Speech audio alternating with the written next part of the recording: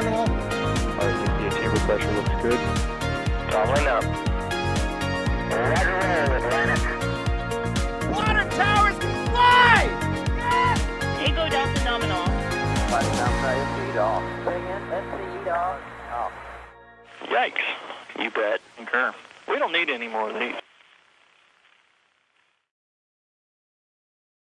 All right, folks, you know the drill. This early in the morning, let us know if you can hear me, John Galloway for NASA Spaceflight here, and let me know if you can see our live feed from Spaceport America. We're going to be doing coverage today of Virgin Galactic's launch to space, ? With Richard Branson and friends on board. So we'll do our tech checks here. Just let us know that you can hear us and you can see our video, a fantastic morning view out there at Spaceport America in the desert of New Mexico. Jack Beyer has actually rolled out one of our broadcast units to his normal chase spot. So we're near the end of the runway today. Hopefully, if winds stay, the flight will be taking off over Jack's position, and then he'll be running over to the drop zone like you've seen us do in the past for these test flights so that we can actually see the drop. But it looks like people can hear and see the video, so let's go ahead and get the team introduced that will be bringing you live coverage again of the Unity 22 launch from Spaceport America. Virgin Galactic sending some astronauts, commercial astronauts. There's a lot of ways to talk about it, that's for sure, out at Spaceport America. Like I said, out in the field today, we've got Jack Beyer. Jack has rolled out to New Mexico all the way from California, was doing some scouting yesterday, and is, like I said, near the end of the runway here today. A safe distance away. He's got a big lens on this thing. He's not like standing at the end of the runway waving cameras at them or anything. But massive thanks to Jack for rolling out. You can find him over on Twitter at the Jack Beyer. Information up there in the right-hand corner. If we got a mod, let's go ahead and make sure we get Jack's links into chat because he's got Patreon and other cool ways that you can support him and us when we get out there and do these sorts of things, bring you this coverage. So also Hey, back. you got me, hey, guys? Jack. Oh, yeah. There we go. We have a comms now. Cool. Just checking to see if you can hear me. How you doing, dude? I wasn't sure we had Good. comms yet. So. It's a really nice morning this morning. I'm out here at this spot. It's a little bit of a different spot than previous times, but I like it. Yeah. It's a good safe distance away, so I think we should be able to watch takeoff from here, and then I'll scoot over to the drop zone like last time and try and get some good imagery of the drop. But I won't hold up the intro anymore. I just wanted to say hey. No, all good. Glad we got you on comms. Chat, let us know. Were you able to hear Jack there just fine as well?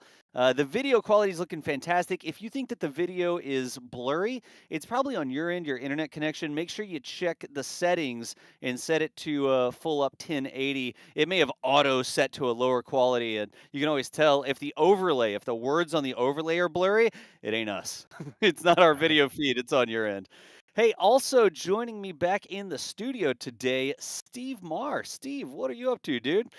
Oh man, I I am both excited and jealous because I've been waiting to see this flight for a long time to finally see passengers on Spaceship Two, but I'm super jealous of Jack out there in the field seeing this firsthand.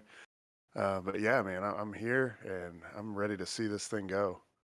Good deal. Y'all, Space Coast Steve is the Twitter there. You see in the upper right-hand corner. There's his links in chat as well. Thank you, Harry, for the help there. But Steve will be joining us to provide some commentary like we do. Remember, we're not the official commentators. You might have figured that out already because it sounds more like a sportscast than something that NASA would put out as we stand by for the... Anyways, but we're here to do the broadcast for y'all today. Hey, also back in the studio, I was going to use the word assisting, but I don't think that quite covers what he does. Michael Baylor is running the stream today. Michael, how you doing? I'm doing well, and if something breaks, you know who to blame. What, me? Is it my fault?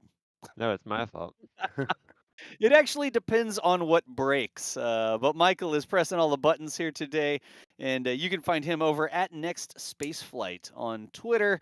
That says NASASpaceflight.com, winhop.com, etc., etc., etc. Purveyor of the fine Next Spaceflight app as well. Hey, Michael, does Next Spaceflight actually have this launch in it? Yes, it does. So what do you use to Oh determine no. what dang it, I tried to sneak it in. What do you use to determine what exactly is spaceflight?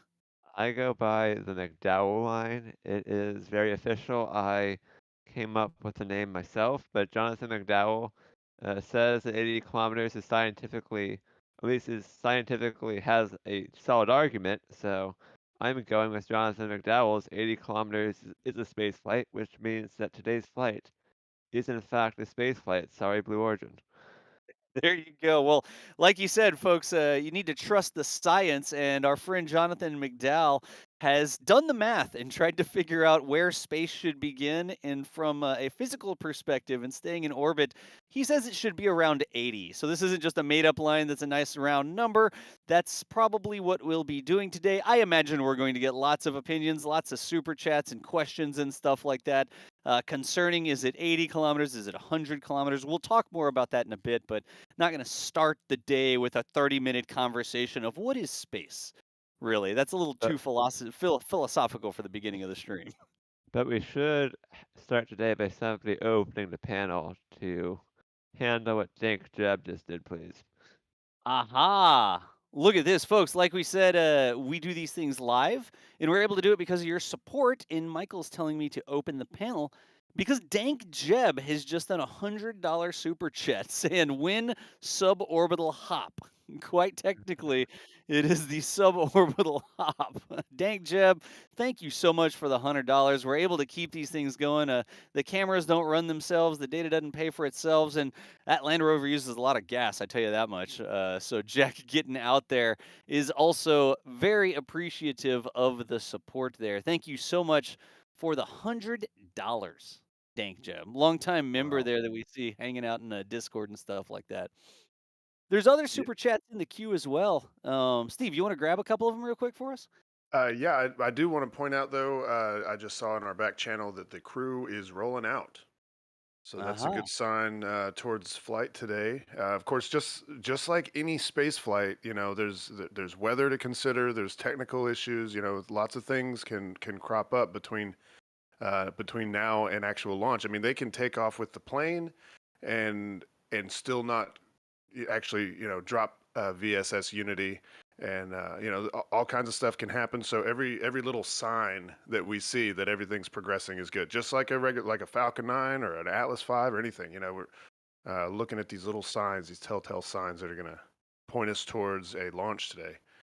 I Yeah, like so we how do. Oh, go oh, ahead. I like how you expressed excitement at the start of this. You're no stranger to rocket launch.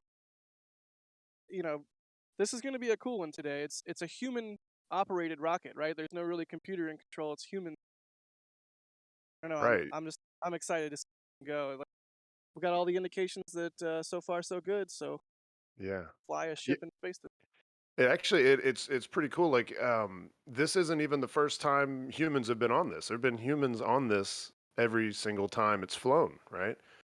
And yeah, so it's cool. It's cool. What's the cool part about this is that they're putting passengers on it, and it could probably be assumed that after this is when hopefully they'll start opening up to the paying passengers, and then we'll start to see sort of a suborbital tourism economy begin.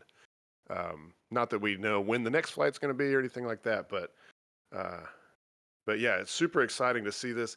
And well, here I've got some thoughts. I was talking to some friends about this last night, and there are things that make this super exciting about like just the future of humanity.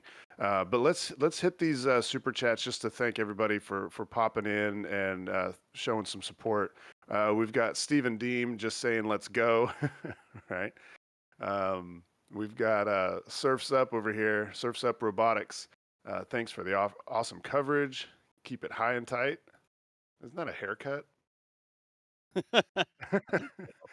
um, let's see, Kathy Collis, thank you for the support. Mike Moore, appreciate that. Let's see. Oh, we got someone I'm from Argentina, I'm guessing. My computer used Linux Ubuntu 21.10. All right. Sounds All good. right. Hey, good on you. And oh, Desmo Bluefire coming in with $101 super chat. Oh my goodness, y'all are super generous early in the morning. Oh man. Let's see. They said I'll beat Jeb, win hop.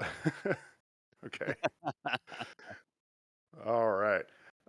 Yeah, and Rockwell Torrey, thanks Jack and the NSF team for live coverage and commentary. Yeah, it's super awesome that Jack's out there. He's been out there for a couple days now. He did some scouting, drove a long, long way. I know he lives over there on the West Coast in California. I know it's not as far maybe as driving to Boca Chica, but it's still a long drive and being away from home. So we appreciate that and all the support for him being out there. Let's put that on the screen there. Eluded Gaming. I can't wait for Super Heavy and SN to fly. I'll see you at Starbase soon. Oh yeah, I'm gonna go down to Starbase. Very good, very good.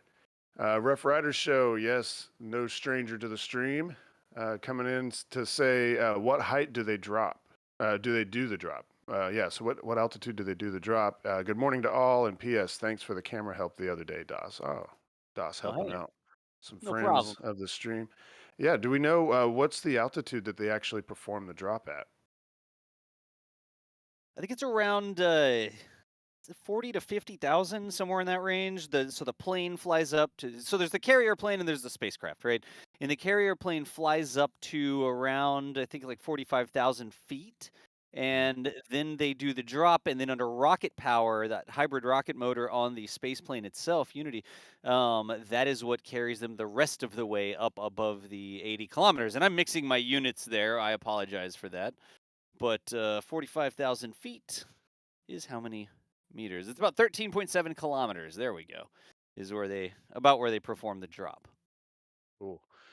Yeah, and I believe once they take flight, we should be able to show everybody what they're where they're at on the map. I believe we'll have a display up here that we can show y'all, but I think they have to actually take off first before it's going to show up on here. Yeah, Yeah. that's Oh correct. yeah. We've got a flight radar 24 here, and we'll be showing the path of the plane from here. You can actually see on the map. This is the big spaceport building that you're looking at. This is that fancy hangar. I think this is where Richard Branson, after dismounting his bicycle, walked into the main hangar this morning. That But he rode all the way from L.A. or Las yeah, Vegas or something, right? not Yeah. not sure exactly how far away he rode that bike from. I'm not sure. It's a long way to Spaceport America out there. But From anywhere. Maybe he's just anyway, going out for a morning stroll. yep. And hey, real quick while we're here, Jack is actually up north of the runway. Well, that's a little bit too zoomed out. Jack is up north of the runway a ways in this area. And if we get the wind coordinating with us today, if we're lucky, that spacecraft is supposed to take off, or the carrier aircraft is supposed to take off to the north, and it may fly right over Jack. That's why we chose this position. He was out scouting all day yesterday. Remember, it's not just you show up and turn on a camera and press record. There's a lot more involved with that, so we appreciate all the support there, y'all. Hopefully we get some fantastic views. Look like signal is holding up for us at this location. Of course, that was a big concern, but we'll see. Let's hop back over to that view of the hangar and see if we can't figure out what's going on. There you go. You can actually see the windsock, and the windsock blowing away from Jack means that the plane would take off towards Jack. You usually want to take off into the wind to get a little bit more effective airspeed, a little bit more lift under your wings, especially when you're carrying passengers and a spacecraft underneath the middle of your plane. So hopefully that wind holds into levels that they can still operate, but also in this direction, so they come right towards Jack here. It's going to be a crazy takeoff. Yeah, that's going to be awesome to see it take off directly towards him. Oh man. Yep. And how do we know how long? Just typically, how long after takeoff is the actual drop? They have to get up to altitude, and it's not like, an airshow F-16 where they go straight up at the end of the runway. They do have to sort of climb up slowly up to their drop altitude. I think it's been around almost an hour, like 45 Yeah, minutes to an hour, just that depending sounds on. right. Yeah, that's about what it's been in the past. You know how we know? Because even though there's reams of media out there today standing over on the runway where there's not very good cellular signal, We were out here when no other media was out here, and we were live streaming the tests when there were no other live streams available. So we Right. sort of know we've been out here before, we've seen this, and hopefully we get some fantastic views today. Even though Virgin Galactic didn't let us put Jack as the last passenger there in the back of the spaceplane with them. Can I say spaceplane? Am I going to get in trouble if I say spaceplane? I mean, Yeah, absolutely not. I don't know. I mean, I think it's a It's a space. space plane. it's a It's not a plane. space plane. I don't know what a space plane is. Yeah, there Yeah, Yeah. you go. I like it. it goes to space. It's a plane. It's a Bada It's plane. boom. right now the plane is somewhere out there at the far end of the runway. I don't know if we Yeah. can see it, but when it takes off, it's going to come right towards Jack's camera. Excellent. Yeah, it looks like there might be a little bit of a rise. I think the runway is actually raised a little bit, so we can't quite see down to the end. But when it takes off, it'll be hard to hide. It's going to go right over Jack if those winds hold up, like we said. Let's keep grabbing a couple super chats there, and I'm going to start pulling some questions out of the queue, Steve, while you grab a couple super Sure. chats. Yeah, go for it. Wayne, thanks for all the excellent coverage. Rocket, rocket, rocket. Thank you. That's the rocket emoji for those keeping score. Christopher Tilley, eat that, Jeb. Desmo got you good. What? What is going on here? We're like a battle of the super chat people. I don't know, because I think they're referring to Desmo as somebody that gave a super chat a little bit ago. I don't know. We appreciate the support anyway. $101 super chat. Dank Jeb did the $100, then Oh, Desmo did $101. that's who So that was. Yeah, Price is Right rules, right? I want everybody to get along, but I'm not going to say you can't get in super chat fights like that. Like, hey, go ahead, be our guest. It's fine. We appreciate you. Yeah. Thank you very much. Hey, you have your fun, and we'll keep bringing you the coverage. Thanks to those Do super you. chats. Yeah. Lawrence DIY Adventures with a couple bucks just to throw a couple bucks. We appreciate that. Lewis Egger, I like your videos. Well, we like you. Joe Pastrito, love the coverage. Watch it on Starlink. Oh, watch it on Starlink. There you go. Huh. That's really awesome. Don't give away your location. Jeez. Yeah, right. um, oh, and a couple new members. Awesome. Hey, you all know that you can support us on an ongoing basis. And that sort of ongoing income really helps us out, because we know that even in times when there's not a whole lot to stream, we've got some kind of income coming in to help pay for cameras and robots and batteries and water and jerky. I don't know what do you Water what and is jerky. I like how we what went from robots to water and jerky there. hey, it's the desert, you got to stay hydrated Stay and hydrated. nourished. Yeah. uh, but yeah, a couple new members. We got David Robin Baker Walker, and we've got Russell Brown, also new member. Thank y'all. And also, for anybody that doesn't know, the membership program can get you access to a cool Discord channel that we have, where there's a bunch of space nerds in there talking about all sorts of things space related. And there's casual conversation, and then there's also super deep conversation where people get super technical. It's a great place if you just want to have some people to talk to about space. I know if it's like me, like of course, I've got all my NASASpaceflight family, and then other friends that cover this stuff. But outside of this, like my other friends and family, they don't know anything about this stuff. It's nice to have a community that you can go to, where you can talk about this stuff, and you're not trying to convince them to be interested. Like they're already in. So that's what that Discord channel is for. Laura Emerson dropping $10 just to do it. No question, no comment, just $10. Pedro Rodriguez buying a Red Bull for Jack. There you go. Jeez, what about are you a me? Red Bull drinker? Yeah. What about you? What about the rest Yeah, of us? yeah. I Shot don't mind a good delivered? Red Bull, but also this feed. Not, By the way, not sponsored by Red Bull. yeah. Not smart. I mean, unless hey, give us a call, Red Bull. No. I'll take it. Ixions says thank you for the coverage and keep up the good work. Chantel Tremblay with a couple bucks, no comment. Appreciate that. Cameron Woodford, Apello Software Rocks. What is that? Who knows? Yeah, who knows? Steve USMC No Tolerance is a new member. Thank you, Steve. We appreciate that ongoing support. We need it.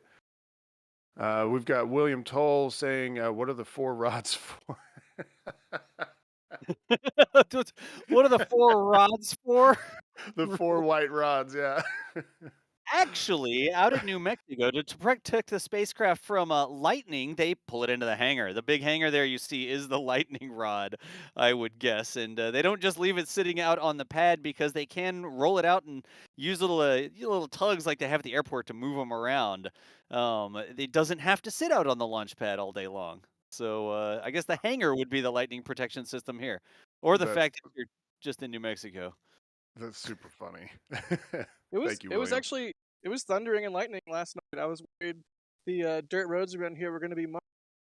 No kidding. You made it out okay today, Jack? Yeah. I mean, clearly, it's not like you're gonna have to try to go running after the drop zone and I don't know, get stuck in mud or something, right? Yeah, that would be bad, right? But That no, it would be shouldn't be a bad. problem. Look, if you get stuck and you can't get out, you just have to point the camera at your stuck rover, and that'll be our live feed. I There mean, you that would be amazing. Although I'm sure we'd have a million armchair quarterbacks in the live stream. That's not how you get unstuck. This is how you get unstuck. And then all the headlines will read Virgin Galactic upstaged by Jack Beyer's stuck truck. Jack Beyer's stuck truck. Oh, jeez. Going back to y'all are being super generous this morning. We appreciate it so much. I'm trying to burn through them, and I'm already getting a backlog here. Thank you guys so much for all the support. I think we might be in that situation where we just can't keep up, and we do want to Yeah. answer some questions as well. So, folks, Yeah. keep super chats rolling in. We really do appreciate you. We're gonna go over and try to answer some questions real quick. And I saw you, Anoma Behal Best. Wow, I appreciate you there. Thank you so much. It says all the best to Richard Branson. Thank you for that. Yeah. Let's see here. Yes, questions. We were doing Yeah. questions.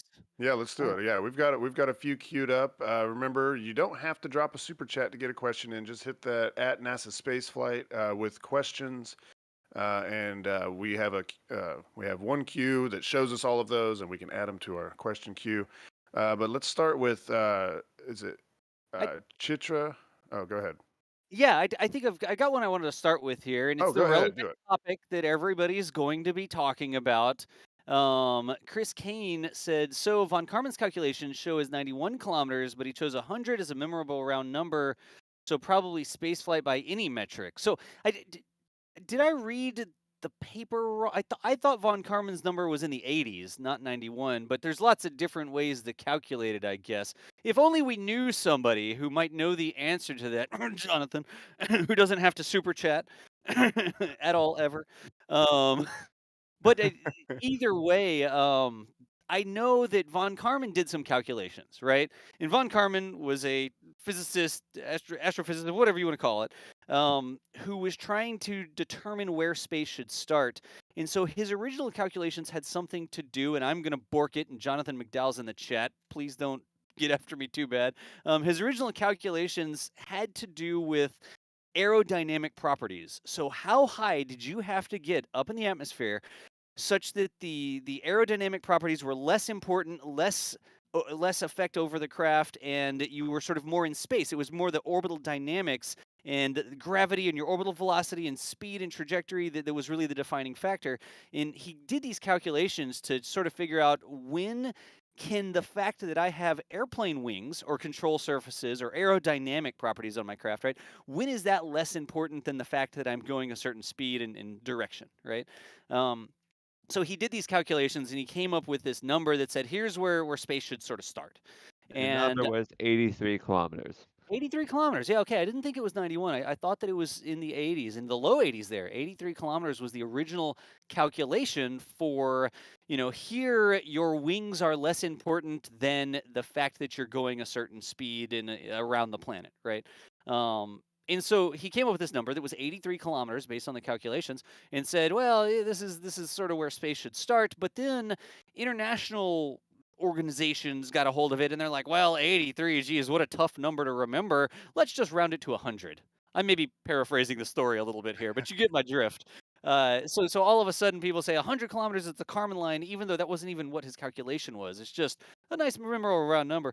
Well, our friend Jonathan McDowell, who tracks things that go to space, I think I would not be wrong to say the preeminent space historian with the database of what has gone to space, what it did, where it is, and who's gone to space as well. He did some similar calculations, but instead of looking at the aerodynamic properties of the aircraft, he was actually looking at where, if you are in space, how low can you go and still stay in space? And I want to explain that a little bit. Say you're up in orbit, and when you're in orbit, you're high enough that the atmosphere isn't sort of pulling you back home. So when you're low down to the ground, you're flying through the air, and the air is slowing you down. You throw a rock, the air slows down the rock, and it doesn't end as fast as you threw it because the drag actually slows down a little bit. Spacecraft run into the same issue. So you put a spacecraft up there in space, and the lower it is, the more the atmosphere is affecting it, the more the atmosphere is slowing it down, dragging it back down out of orbit. And so Jonathan's question wasn't, where do my wings really matter, but where does that aerodynamic drag start to make it such that I'm going to get pulled out of orbit and end up on the ground or burned up? Right. I mean, depending on your heat shields and that sort of stuff, right? So And that was the that's a method that they use. We've used it with like going to Mars and stuff. Aero capture. aero We capture. figure out the Yep. altitude at which we can just skim the atmosphere, and it's enough to sort of slow us down. It's free energy, Stephen. Exactly. It's it's like free negative energy. I guess you could use it to slow down your spacecraft instead of turning around and burning rocket fuel to slow down, right? Right. So Jonathan was looking at it from the realm of if I'm in space and I'm in an orbit and I'm going around and around the planet, how low can part of my orbit be such that I'll make it through the atmosphere but come out the other side and end up back in space again? And I Hmm. guess that's not even really the right way to say it, because the line means that as long as you stay above this line, the McDowell line, I guess we could say, you're still in space the entire time. Because if you go below that, the atmospheric drag is actually going to drag you back down, and it's very unlikely that you're going to end up making another orbit once you cross this line. And so Jonathan uses the number 80 kilometers because based on all the sort of calculations as to where that atmospheric drag is going to pull you down out of the atmosphere. And the orbit has to be a certain type of orbit, elliptical, not completely circular. There's some specifics to it because that's how science works. But he says that the number that he uses for his database of what's in space, what's gone to space, is it suborbital, is it not suborbital? He uses 80 kilometers as sort of the adjusted Kármán / McDowell line. I don't know the exact terminology for it, but there's papers published about it. So, Yeah. um, And he did actually super chat, by the way. I know. That's why I said he didn't need the super chat. I told him that he didn't need to do a super chat. Jonathan, thank you so much for the $50. That's not how it works. That's not how any of this works. We appreciate everything you've done. It Not just goes just, to show how awesome he is. yeah. But I'll just really quickly say I'm a big fan of Dowell line. Let's just go with unrelated to the super chat. Unrelated. Let's just go with that. Let's go with the McDowell line. I like it. If I do $51, can I get a DOS line somewhere? Yeah, just draw a red one on. Just draw a red line on the screen somewhere.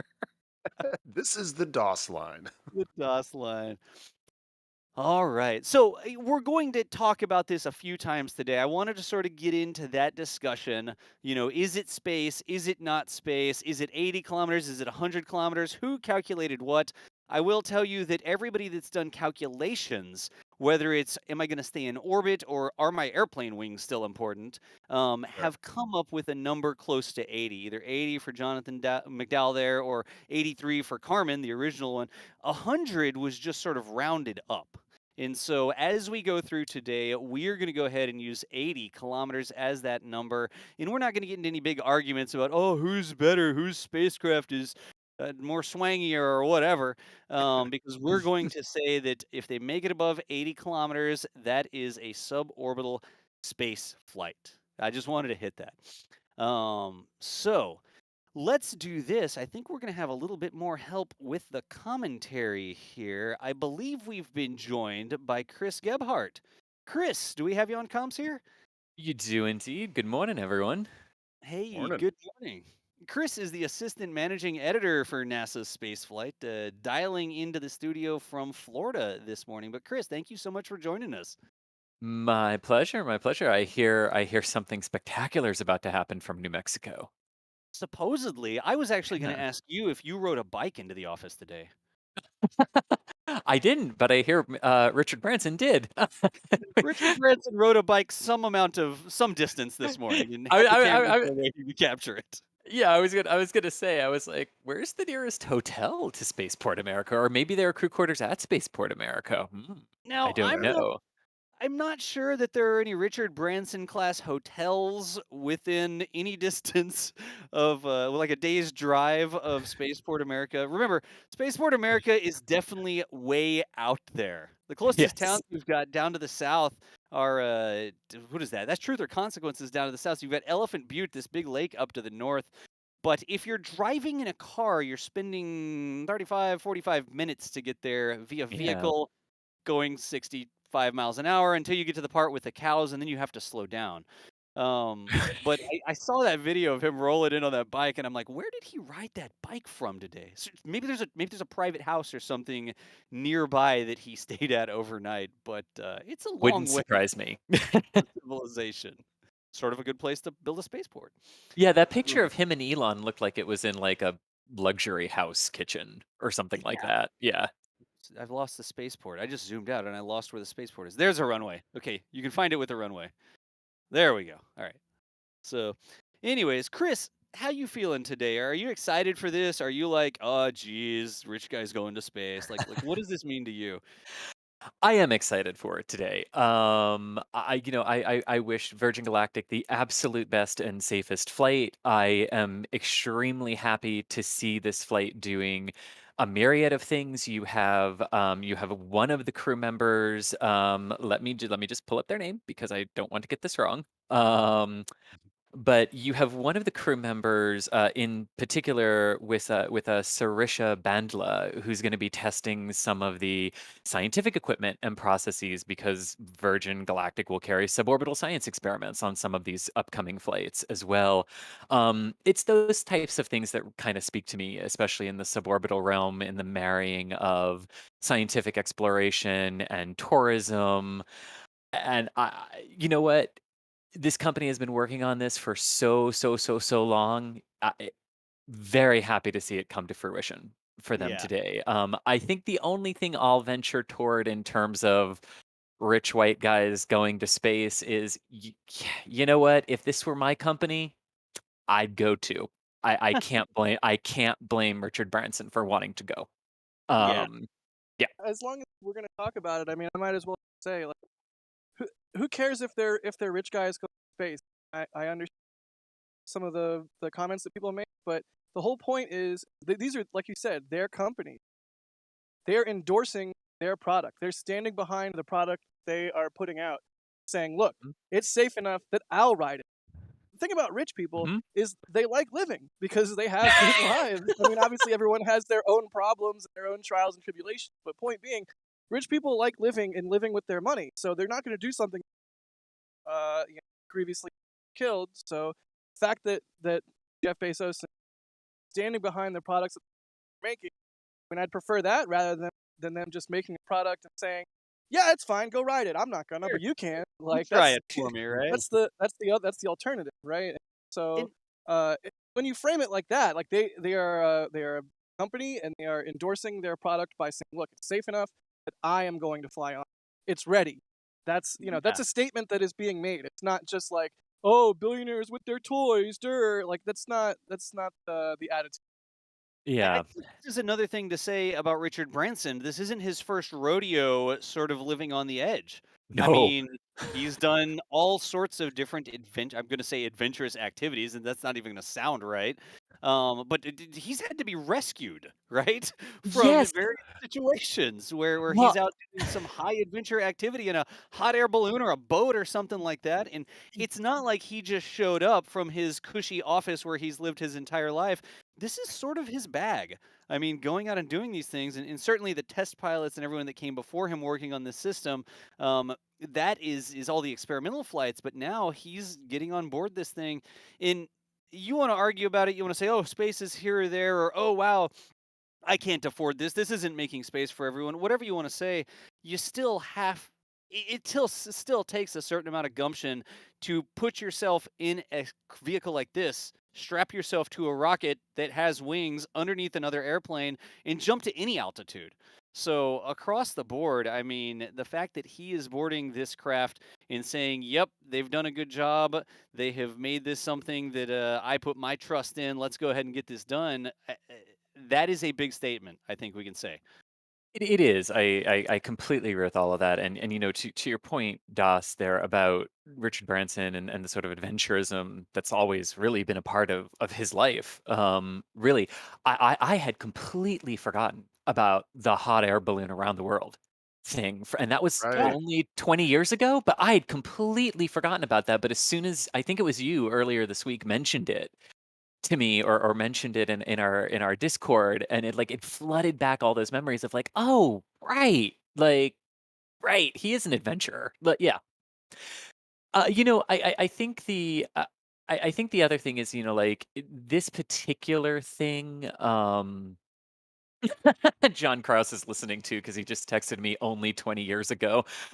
Yes, John, we know you were one. Um, You were uh, one. but the first flights, right, for both this one on with Virgin Galactic, the upcoming one with Blue Origin, it is easy for headlines to be like, yes, the super rich are going on both of these flights, more so on the second one, than this one here today, where it's basically everyone's a Virgin Galactic employee or founder on this one today. But the thing that's going to be more opening it up for everyone is when they both really start openly talking about those price points. Because Right. yeah, I don't have $250,000 in the bank. Well, Um, I mean, which is the last sort of price point we got from Virgin Galactic. Of course, we don't know if that's updated yet or exactly what they'll say. And Branson has said that there will be an announcement after landing, so it might be relevant to pricing and things here. But that's going to be the real thing that I'm looking for in terms of how accessible are these suborbital flights, when it comes down to the ticket price that the average person would have to fork over for, what would be an experience of a lifetime for many people. But what you also have to sort of cognizantly remember is for only like a 3 to 4 minute experience in the weightless environment. So I'm going right. to be watching for that price point. I think that's going to be the big how is this for everyone? I think that's going to be the bigger thing versus Branson and Bezos being on the first ones from both of their companies. Yeah, that is It's a salient point to talk about. I mean, the fact that, oh yeah, it's so super expensive right now. A lot of stuff starts out this way, right? We've yeah. got these Yeah. experimental things, and they're just starting out. And oh, look at these fancy people in their automobiles driving around. Oh, I don't need anything beyond a horse. Well, Horses are more affordable. I mean, Well, come on, like, airplane flights weren't affordable when air yep. travel first began either for most people. Well, you used to I like mean, wear a suit and tie when you went on an yeah, airplane. There was like a dress, not a dress code, but you used to dress up. It was like a luxury event to get on an airplane. it Now I'm was. lucky Yeah. people have on Crocs and sweatpants. yep. So Yeah. Yeah, I mean it's a good point. Like cars were expensive when they first were books expensive were first a thing. All of this stuff starts off price down. Didn't even Tesla do that with their first car, the Roadster or whatever? It was one I that subsidized all the other ones. It's just Oh, oh it's yeah. just The Model X's on Tesla are still. I mean, they're still Tesla models itself for 80, 90 grand. But then there are also the ones that are in line with like a Ford F-150, a Chevy pickup truck, SUV. Yeah. yeah. So things Uh, start off expensive and price comes down. Computers, come on. yeah. Yeah. Yeah. Yeah. Yeah. Absolutely. we do have a launch time of Oh, about Oh, good. an nice. hour from now. Takeoff is in about 15 minutes. Oh, awesome. Sweet. 15 Wait, So again, so minutes. I hear 1-5, 15 minutes. 15 minutes to take off. So so we have two numbers. We have a number for we have a time for takeoff and a time for actual drop itself. yeah, I think I don't know if we have an exact time, but around an hour from now. Got it. Around an hour from. Okay, so like For the drop. 11:20ish. Yeah, yeah, Yeah, for the for the drop. drop. Okay. Okay. Well, we're And going that'll to be that'll be keep an 9 eye. local. Yeah, yeah. We're going to keep an eye here. Remember, Jack Beyer has rolled out. He's actually just past the end of the runway. And when they take off, we're watching that windsock in the middle of the frame there because hopefully aircraft's going to take off into the wind. And when it does that, it should go right over Jack. We should have some amazing views. The other reason we've chosen this spot here today is because Jack, in true Jack fashion, will pack up the camera and run to a spot just underneath the drop zone. So we'll get the takeoff view here, and then Jack will juggle himself out to the drop zone, and hopefully, weather willing, being able to see this little teeny tiny spacecraft, a speck amongst the sky right before the drop. He's caught it in the past. Hopefully, we're able to see that from just underneath the drop zone as well today. So, anyways. You know, one of the things I sort of alluded to earlier, the thing that I was talking to a buddy of mine last night that doesn't really follow space stuff. I'm sort of his source for like what's going on in space.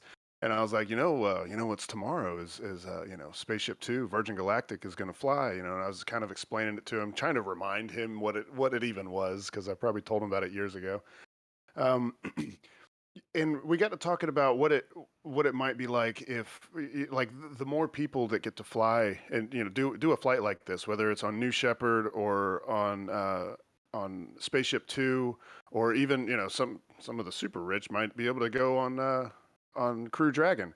Of course, there's the Inspiration 4. You know, those people didn't have to pay their way on. Isaac did, or Isaacman did. But And the as taxes. yeah, and but as time goes on and more people get to fly on these things, then it's going to bring more people into sort of alignment with reality. Like we started talking about flat Earth and stuff. Like, what if we could send some flat Earthers up there? Like pay for them to go. Some like predominant flat Earthers. Like you're going on this flight, and then you go tell people what you saw.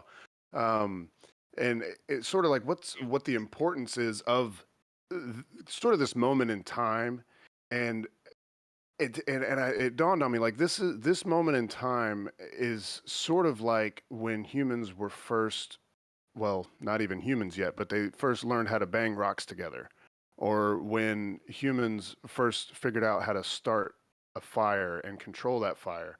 And to me, it's like this sort of, I don't know, the last like 50 years up to now, and then even further on into the future. Like I think this time is going to be looked back on as our first steps into a much bigger world. We don't know what we're going to be capable of.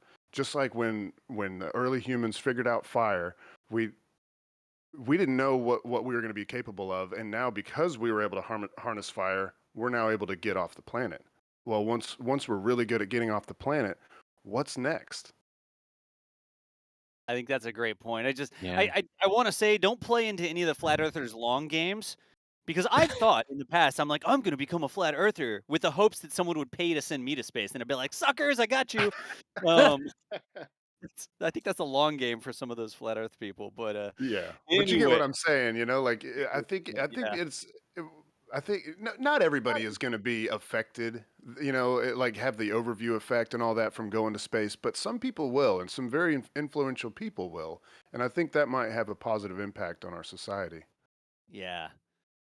All right, folks, again, thank you so much for joining us. There's quite a few of you hanging out with us here now. We're the NASA Spaceflight Team, independent news organization that covers all sorts of things spaceflight and sometimes ships if they have to do with SpaceX.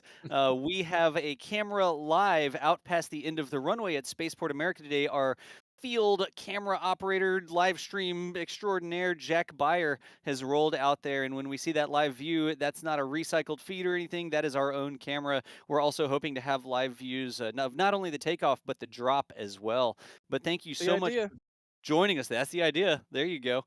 Um, so let's see here. I do want to grab a couple more questions. We do this live, and we are doing our commentary. We're reading your questions and talking about what's going on today. So let me grab this one from Mr. Very Frost. Again, if you got a question for us, tag us in chat.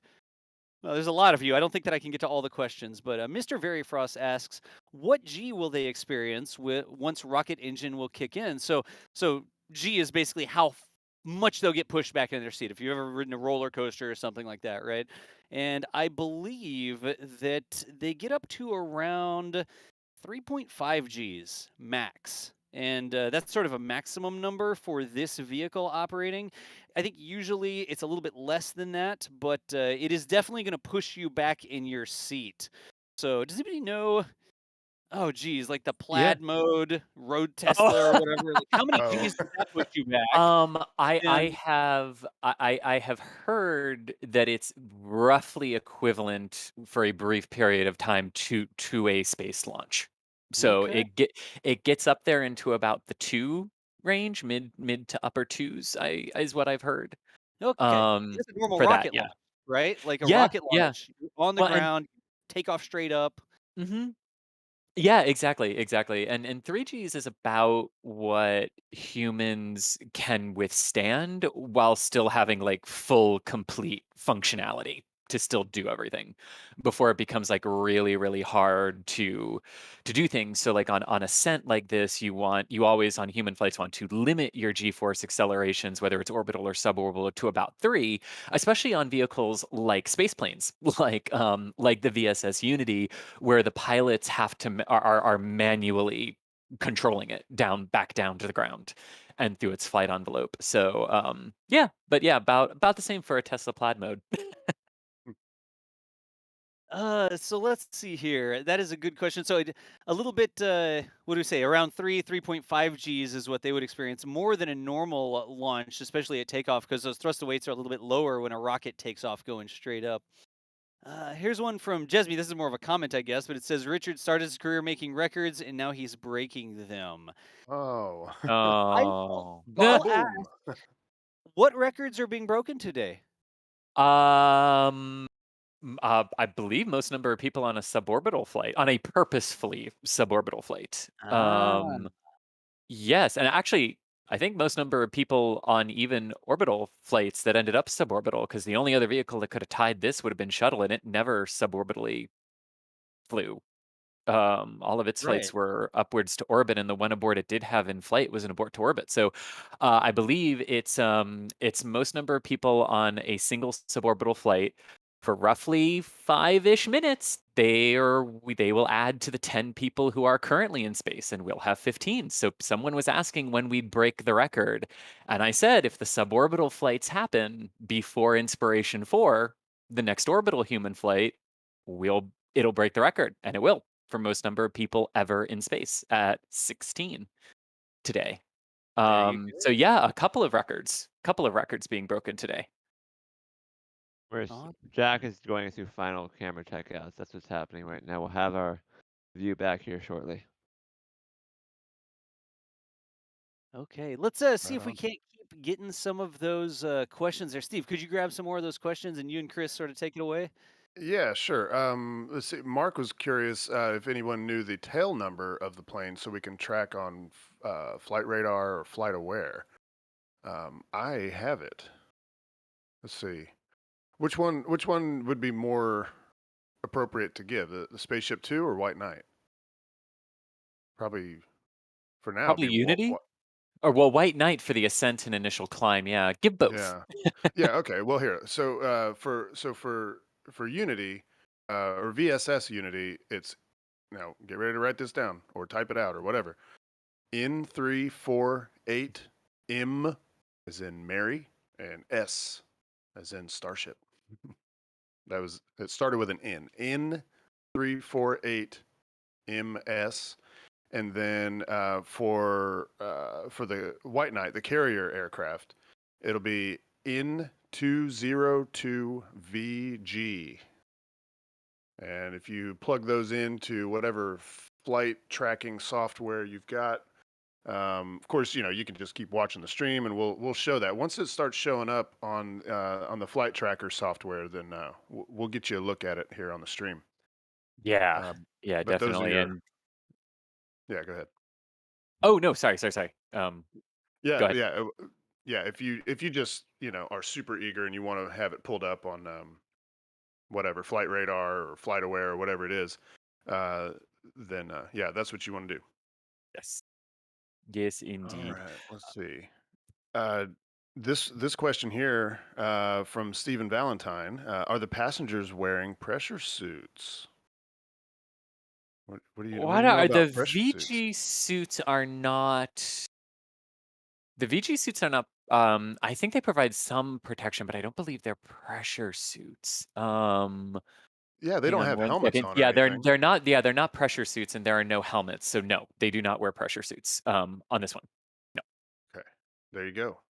No pressure suits.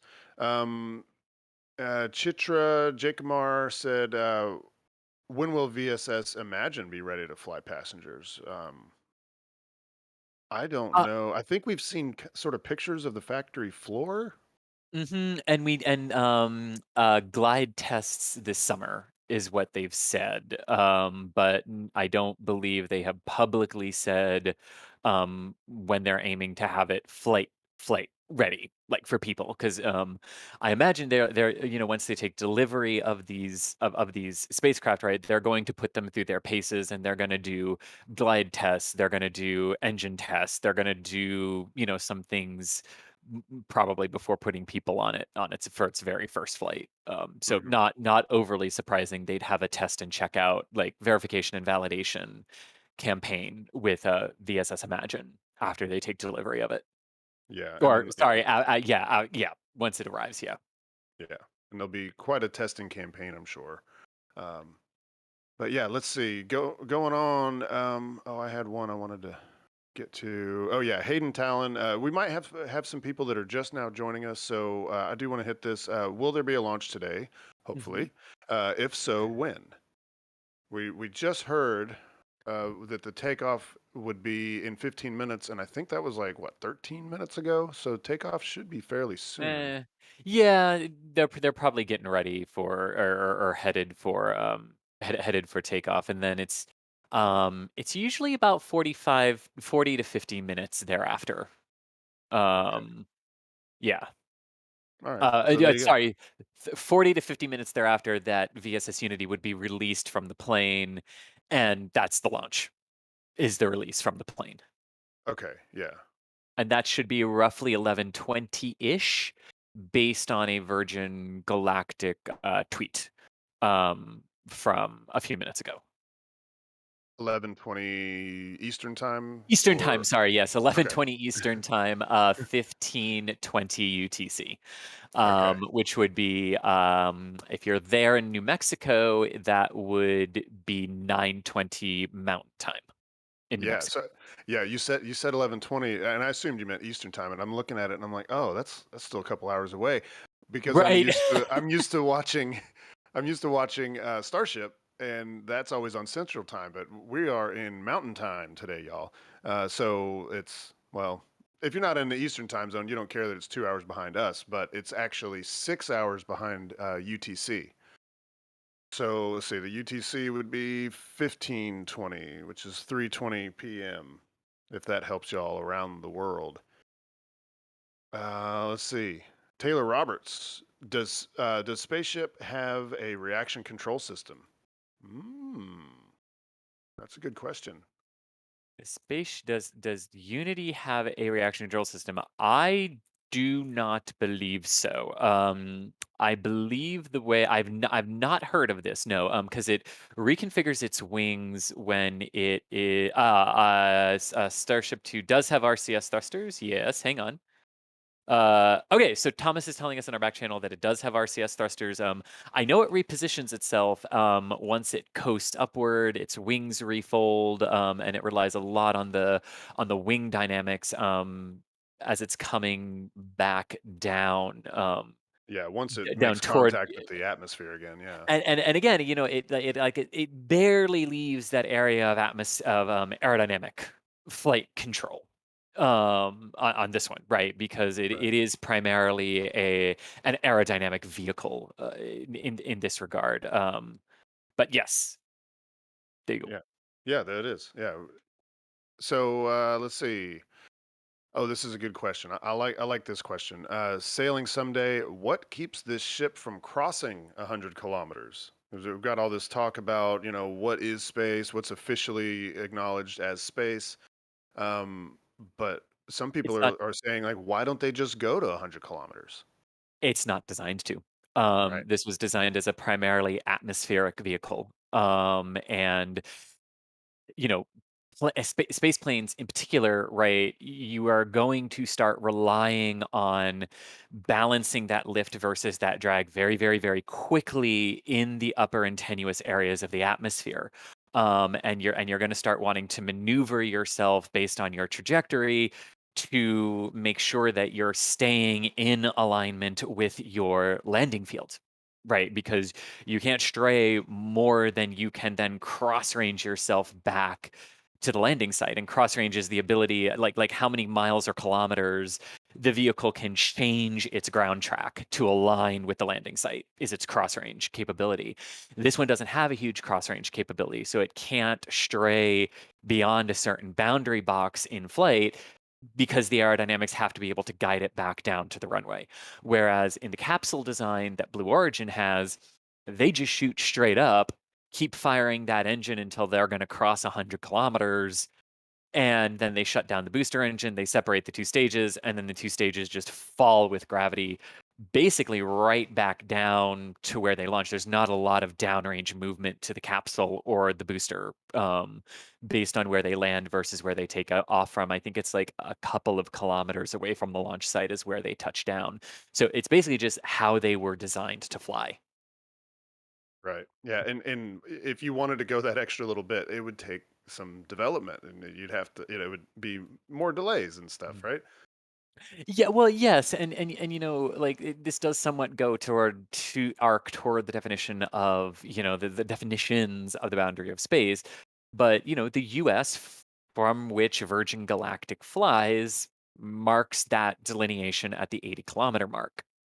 So you were going to get that designation really no matter what, Yeah.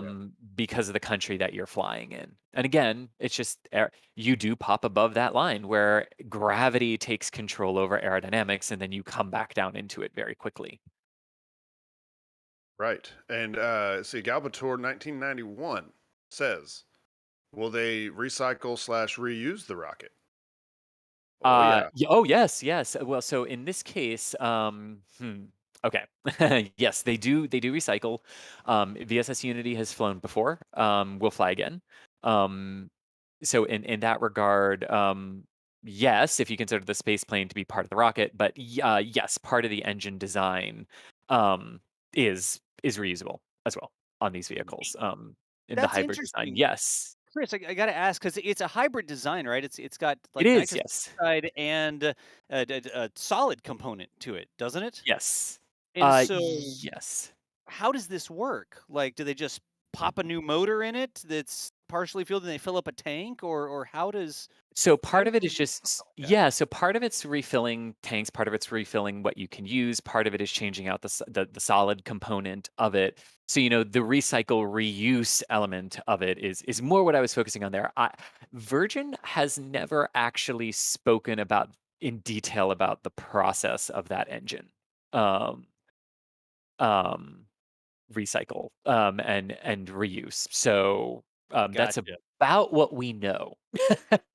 All right. So, y'all, it looks like we're coming up imminently on takeoff here, given the schedule that we've been given. I want to say really quickly, thank y'all so much for joining us here. Again, we're the NASA Spaceflight team, and I'm going to show you, we've got our shop. If you want to go to shop.nasaspaceflight.com, look, there's a lot of other space company stuff in here because who doesn't like Starship? But a lot of us are here wondering, when are we going to get to sleep? We've got our Win Sleep mug. There's t-shirts and stuff like that as well. If you're one of the folks who stands by and dreams of rockets, this might be something that you were interested in. It's a great way to support what we're doing, and just hop on over shop.nasaspaceflight.com. We've got t-shirts, we've got our logo merch, we've got, of course, all sorts of Starbase and Starship stuff in there. There's art, sunrises, and stuff like that you can put on your wall if you're a massive rocket fan. But again, we appreciate y'all There it showing is. up, We're about to see and thank you takeoff. so much for the Oh, support. there it goes. There Wow! it goes. Suddenly, Oh, yeah. there it is. There she goes. And Oh, man. so it is worth noting there are 2 pilots on board the White Knight spacecraft, the one that's actually flying it up right now with its engines, and then there are 6 people inside of the VSS Unity, the giant plane that says Virgin on the underside of it. David, hey, There you go. We got some audio apparently. we do.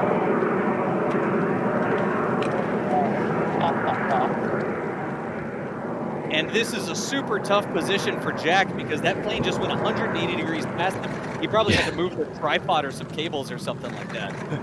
I definitely feel him trying to do some launches that go south out of the Cape. And you basically have to pick up the tripod. Look at that takeoff, though.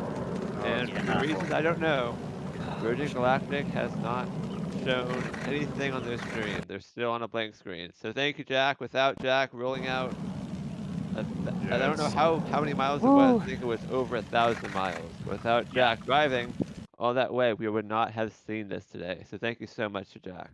That's right. Indeed. Hey, Spaceport America and Virgin Galactic, y'all need some help live streaming. We know some people who can help out. Perfect timing there. By the way, thank you, camera. Anyways, again, folks, the liftoff there of the carrier aircraft. There we go. There we The carrier go. aircraft and the Nice. spacecraft underneath. The spacecraft is tucked under the main wing there, and the carrier aircraft is the larger thing with the engines. That's what we heard going over. But on its way to an attempt at space for Richard Branson and friends. I feel like I'm going to keep saying it that way. Richard Branson and friends. Certainly, we should talk about the other people that are on this mission. But Yeah. on its way right now. Indeed, 6 people. 6 people headed up for a suborbital flight that we were saying just a little bit ago, but I know many of you have just joined us here. Hey, real This quick, sorry to interrupt. I'm gonna move. Copy, Jack. Go ahead. for Get it. to the DZ. All right, and Nice. that just real quick is look at this. So if you were wondering, Sorry. there you go, a subliminal message brought to you by NASA Spaceflight. And now 30 minutes of store advertisements on the stream. Thanks for Yeah. watching. No, but what I was gonna say is, do we want, because Jack is repositioning to get us some epic shots of the drop and the boost phase of flight when the engine on VSS Unity will ignite. So that is what Jack is doing there. So we will be hopefully in position underneath that drop zone when VSS Unity lights its engines. And if you have been with us on some, I know I know some of you have been with us before when we've done this. And there it is, right? That is White Knight, is it not? That's a chase plane, I believe. Oh, that's the chase plane. Okay. Yeah, and then up here to the north a ways, we've got what's labeled VGX-01. That So should be it. that I see Oh, it. that should be VSS it. Unity, that's Okay. it right there. How is All the right. aircraft photo not available? Really? We don't know what it looks like. Huh. Okay, Yeah. but they're showing their call So that's sign. its call instead of the sign. number there. Yeah. Gotcha. By the way, Virgin Galactic stream, they showed to take off for 10 seconds, and then while they still had a camera view on it, they went back to their countdown. Yeah. I was don't weird. know. Oh, interesting. Maybe that Well, was hey. an accidental thing. So you can, go ahead, Michael. And right now they're just giving us Stephen Colbert. So if you care more about the rockets, you're at the right place. Yes. Yikes. Are you going to put out an infographic that says that, Michael? The NASA spaceflight experience versus...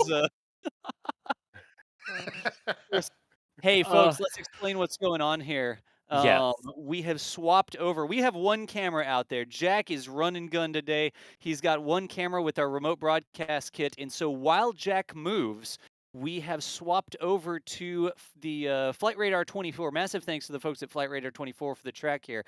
and we are going to watch the path and ascent. Jack is actually chasing this plane on the road right now. So he's thrown his camera into his vehicle, and he is driving north up the road to try and get right underneath the drop zone.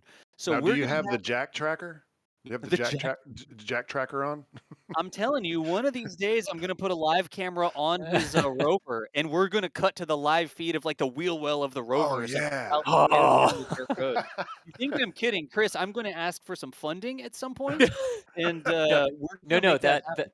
No, that sound wasn't me thinking you were joking. Let's be clear. It's That No, was a like, great oh, idea. that's a fun shot to show. Yeah. Oh, the wayward car, yeah. So Jack Indeed. is driving north. We've cut the live feed from Jack right now. We're not gonna like keep the camera showing the passenger seat of his car as it bumps down the dirt road or anything like that. As fun as that would be, and he is driving up to get right underneath the drop zone, as close as you can get on the public roads, at least.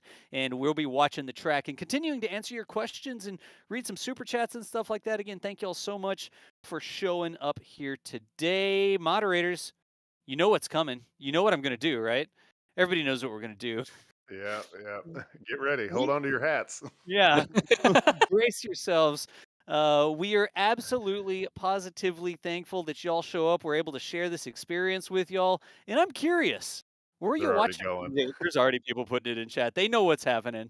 Yeah. Let me know where you are watching from today. I see quite a few Germanys. There's a Hungary, Kentucky, Portugal, Montreal, Indianapolis. North Korea, right?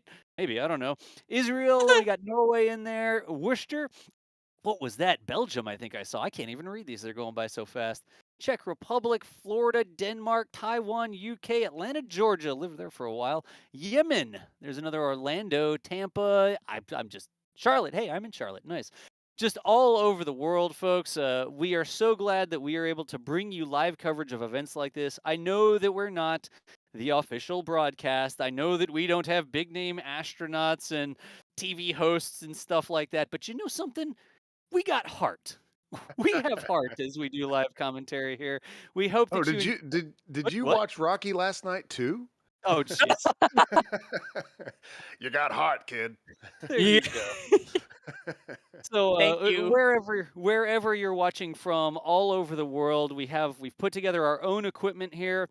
We've put together our own streaming infrastructure. We're not a massive TV studio. We don't have satellite trucks that cost $250,000 a day to roll out or anything like that. But you know something? We still had some live feed of the takeoff there from the end of the runway. So we're able to do it because wherever you are in the world, y'all keep showing up to these streams, and we will keep bringing you coverage like this as long as y'all keep showing up. 115,000 people watching. And thank you to everyone who's watching. And I just wanted to say something real quick. I just got like the normal day of human spaceflight launch butterflies in my stomach watching the plane start to make its turn. Oh yeah. Here, as it not in position by any means, but definitely continuing to climb.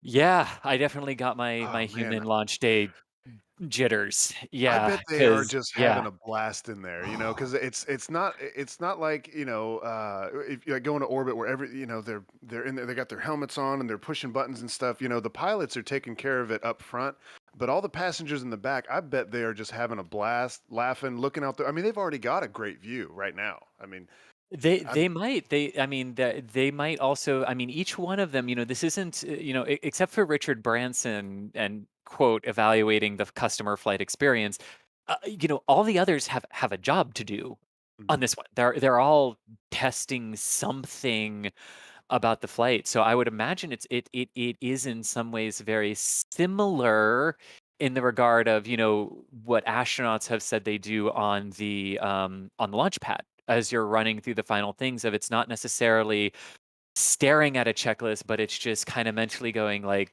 okay, like you've had your training, you know what to do, and just kind of running through the sort of expected nominal things that you would do. So I'm very interested when they're back how much they're willing or allowed to say from Virgin Galactic's PR perspective on what the entirety of the flight was like for them in the pre-flight and actual flight environments. Well, if I know Richard Branson, they're probably serving drinks in the aircraft right now. Speaking of, Oh, le- oh, wait, you're supposed to be on the plane, Richard. You're late. yeah, Oh no! You missed the flight. You shouldn't have ridden a bicycle. I told you it was a long ride. Oh, geez. This is the Yeah, video, of course, from this morning where apparently Richard riding into the spaceport property on a bike, hugs all around. Some of the and crew that's members Beth there. Collin. Yeah, that's Beth Collin and Badla. I'm blanking on her first name. Sarisha. There Sarisha. you go. Yes. and Beth's already So, flown before, right? Beth has flown before. Yes.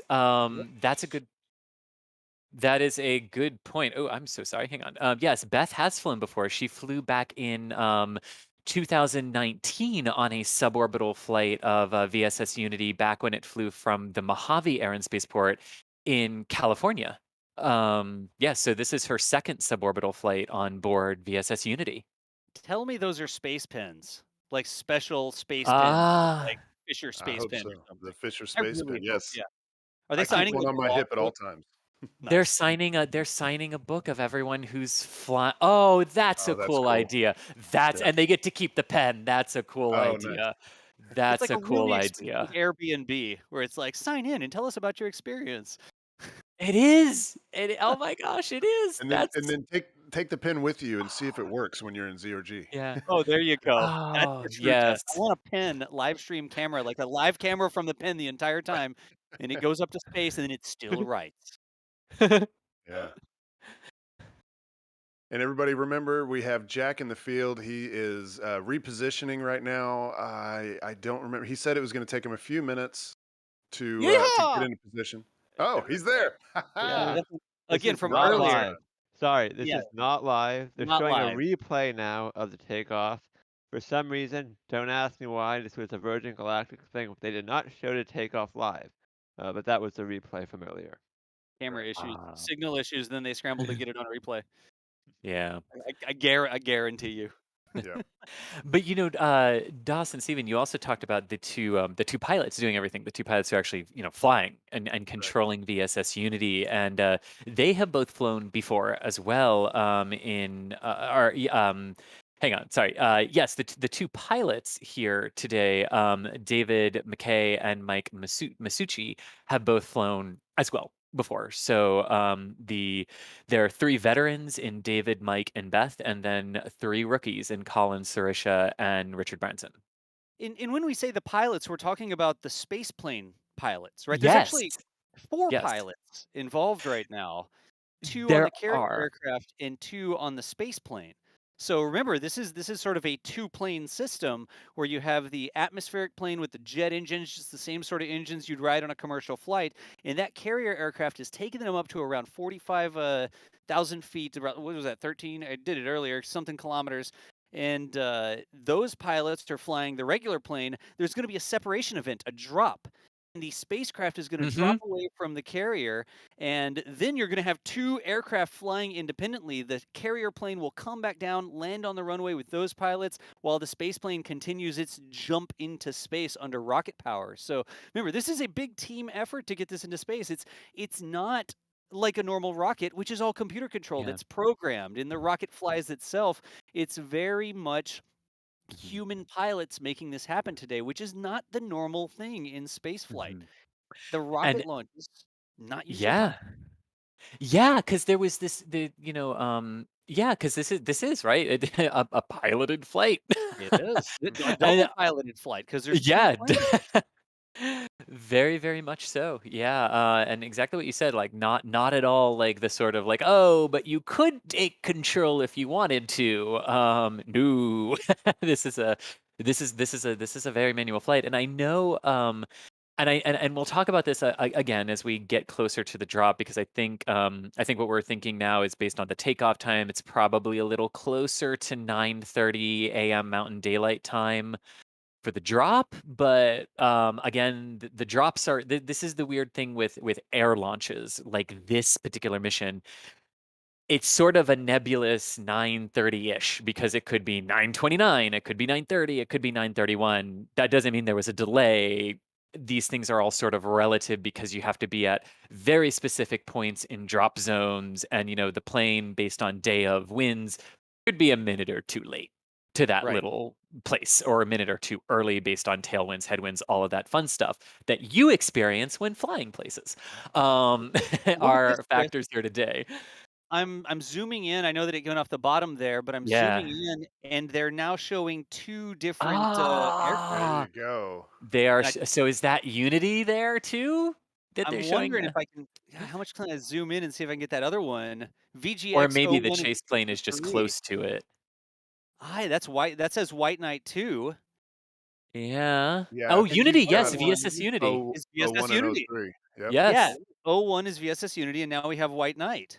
And Night 3 is VSS. Nice. So we Yeah. will be able to show how White Knight banks away once Unity is dropped, and everything, and where it goes into sort of like its holding pattern to allow Unity to have the runway and everything. Yeah. Because one thing, and we'll talk about it when we get a little bit closer to the drop too, because the abort for VSS Unity is a glide path abort, basically. And this actually happened back in December of last year when they did a flight test of the VSS Unity and White Knight.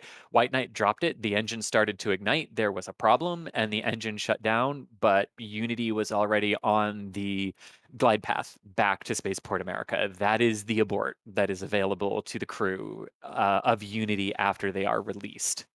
Right. And just to make a note real quick, even Yes. though Flight Radar 24 is showing two different aircraft, this does not mean that they've separated. There, it just looks like they're getting two different tracks here.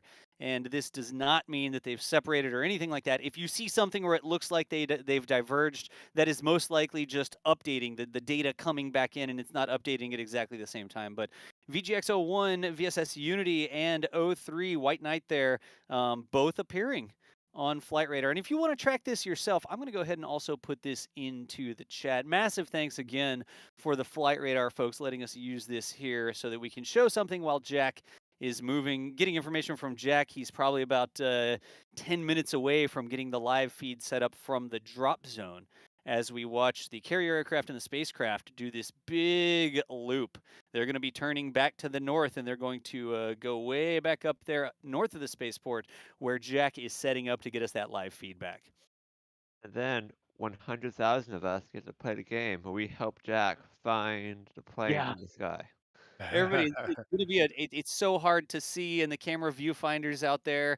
We don't know exactly where it is. AR location win for exact positioning in real time, but you'll help us look. Jack is going to point the camera to the sky.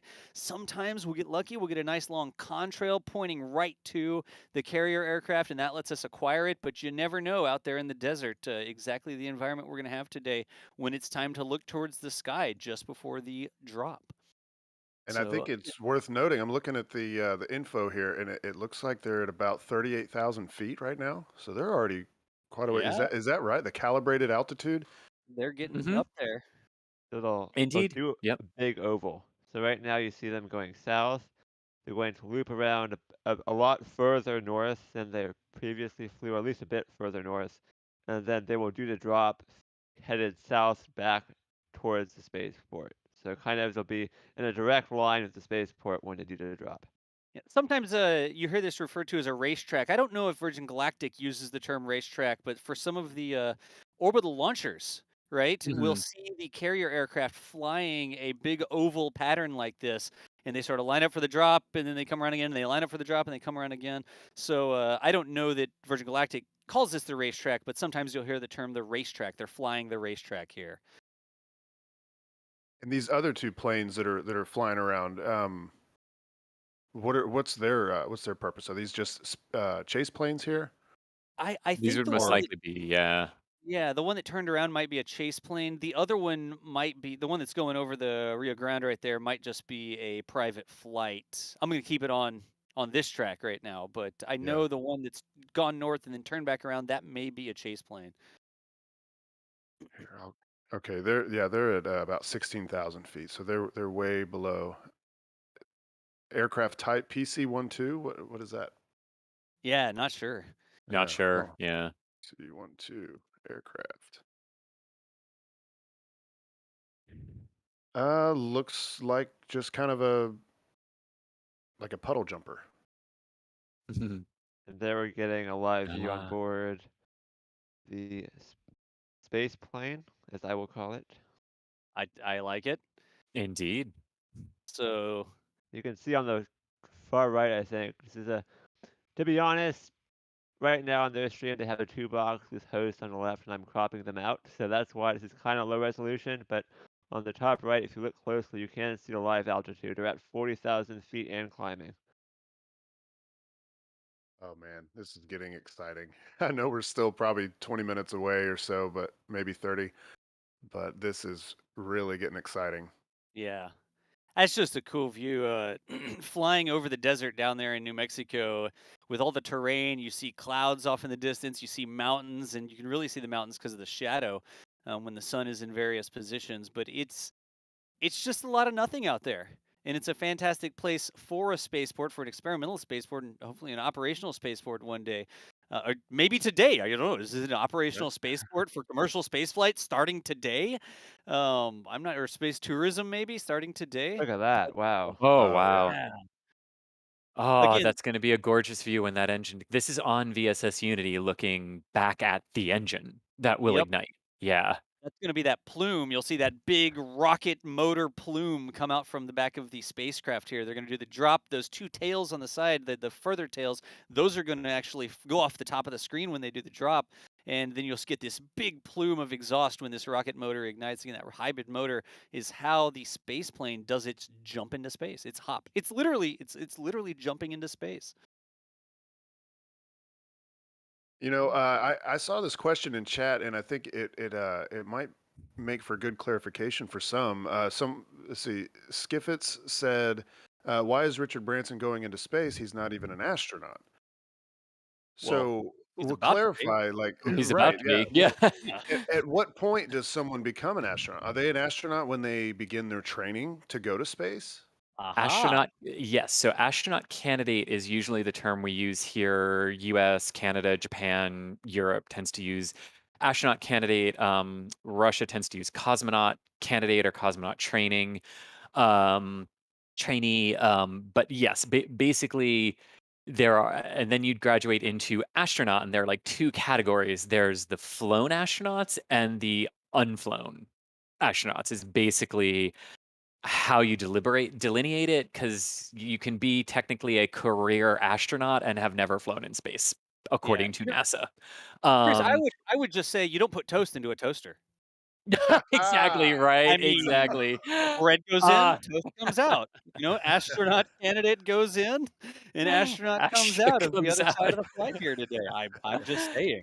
That's Yeah, beautiful. yeah, and again, per the U.S. definition, everyone on that flight will be considered a quote unquote astronaut when as soon as they cross the 80-kilometer boundary mark in the flight. Yep. Um, yes, so that they will get that. Now, I think there's an interesting question of like, well, what do you call, like, what do you actually call them? Like, do you still call them astronauts? Do you call them space flyers? Do you call them what do you call them? Sort of Yeah. like you wouldn't call yourself a pilot if you were just a passenger on an airplane, Right. but you're You're not a technically an mariner. aeronaut, but you wouldn't call yourself that. So I think Yeah. all of this is going to be fascinating conversations over the next few years as we sort of figure out, like we've already seen NASA talk astronaut and private astronaut to delineate their missions from the Axiom flights to Right. the International Space Station. So it'll be interesting to see what the suborbital community comes up with in terms of what the designator ends up being, but it would mean the same basic thing crossing a certain boundary line. Yeah. Whatever you want, whatever label you want to slap onto them, it still takes a certain amount of courage. Yes, I don't even know what the right terminology is. It takes a certain amount of something to strap yourself to a rocket, a space plane, I don't know, a huge slingshot that shoots you into suborbital trajectory, Wile E. Coyote style. I don't care. However you're doing it, you still deserve recognition for getting up there and I'm going to say putting your life on the line. I'm going to say putting Mhm. your life on the line. Space is hard. it's not 100% sure. Yeah, And as you this, should say. And I'm here and setting up. Just heads up. all right, good deal, John. Excellent. All right.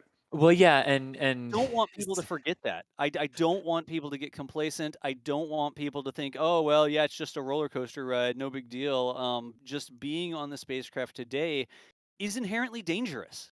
It Mhm. is. it And is. remember, people lost their lives in this specific experimental program. The Yeah. test pilot, Michael Ainsley, lost his life when one of the previous test flights broke up. And it is not a sure thing. It is not 100% safe. They're certainly making it more and more safe with the experimental program, learning from mistakes, learning from experience. That's why they've flown all these test flights, but it's not a sure thing. So maybe for just a second, let's remember we're all very excited here. We want to see this go. We want to argue about what space and who's an astronaut one way or the other, but space is hard and space is dangerous. And let's just take a second to remember that, y'all.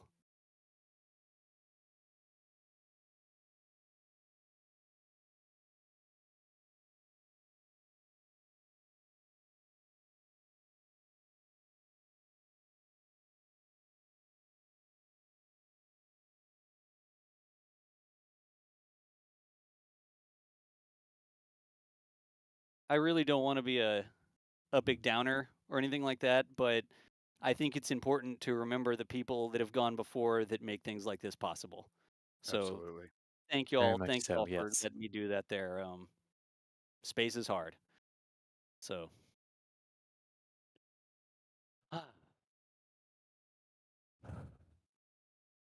okay.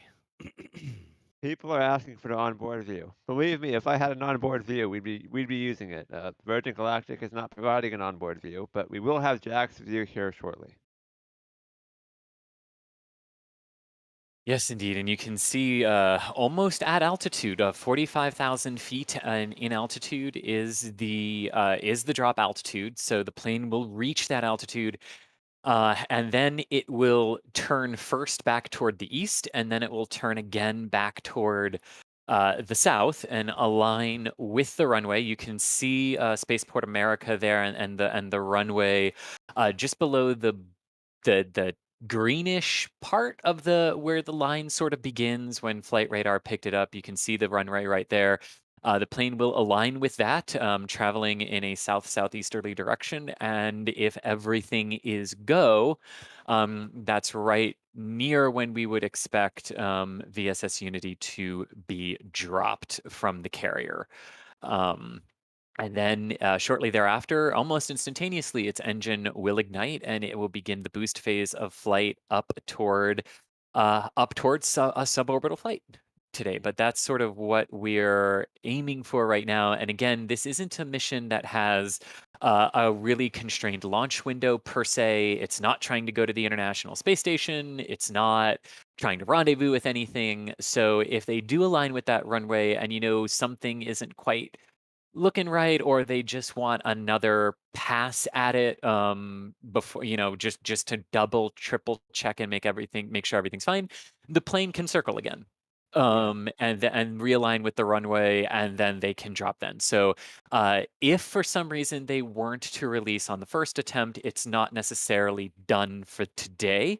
Could just mean they wanted to be really safe and extra cautious, and they're just going to make another lap. But hopefully that doesn't happen. Hopefully we have a good successful drop on the first attempt and a safe and successful ascent, reentry, and landing. Yep. And again, y'all, we have cut from our live feed. We have a single camera out there. Jack Beyer has rolled out, and he was at the end of the runway for takeoff, showing the world the first views of the takeoff there. And now he has relocated. He's driven up north to get underneath the drop zone, close to the drop zone, not like directly underneath it or anything like that. And he is setting up that live feed again.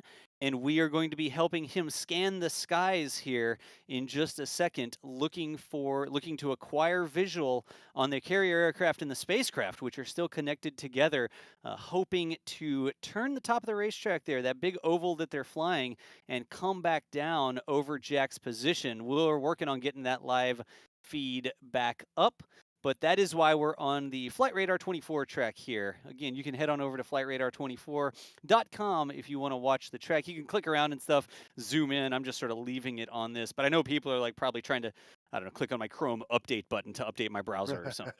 So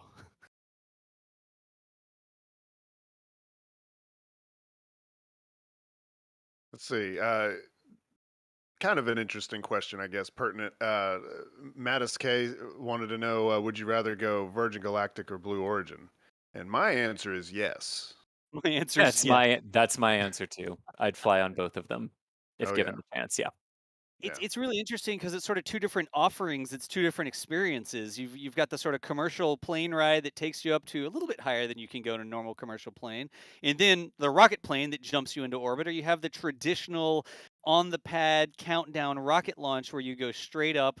I think both things have both systems have different merits. And I have a feeling that some people that opt to go for one are going to go for both of them.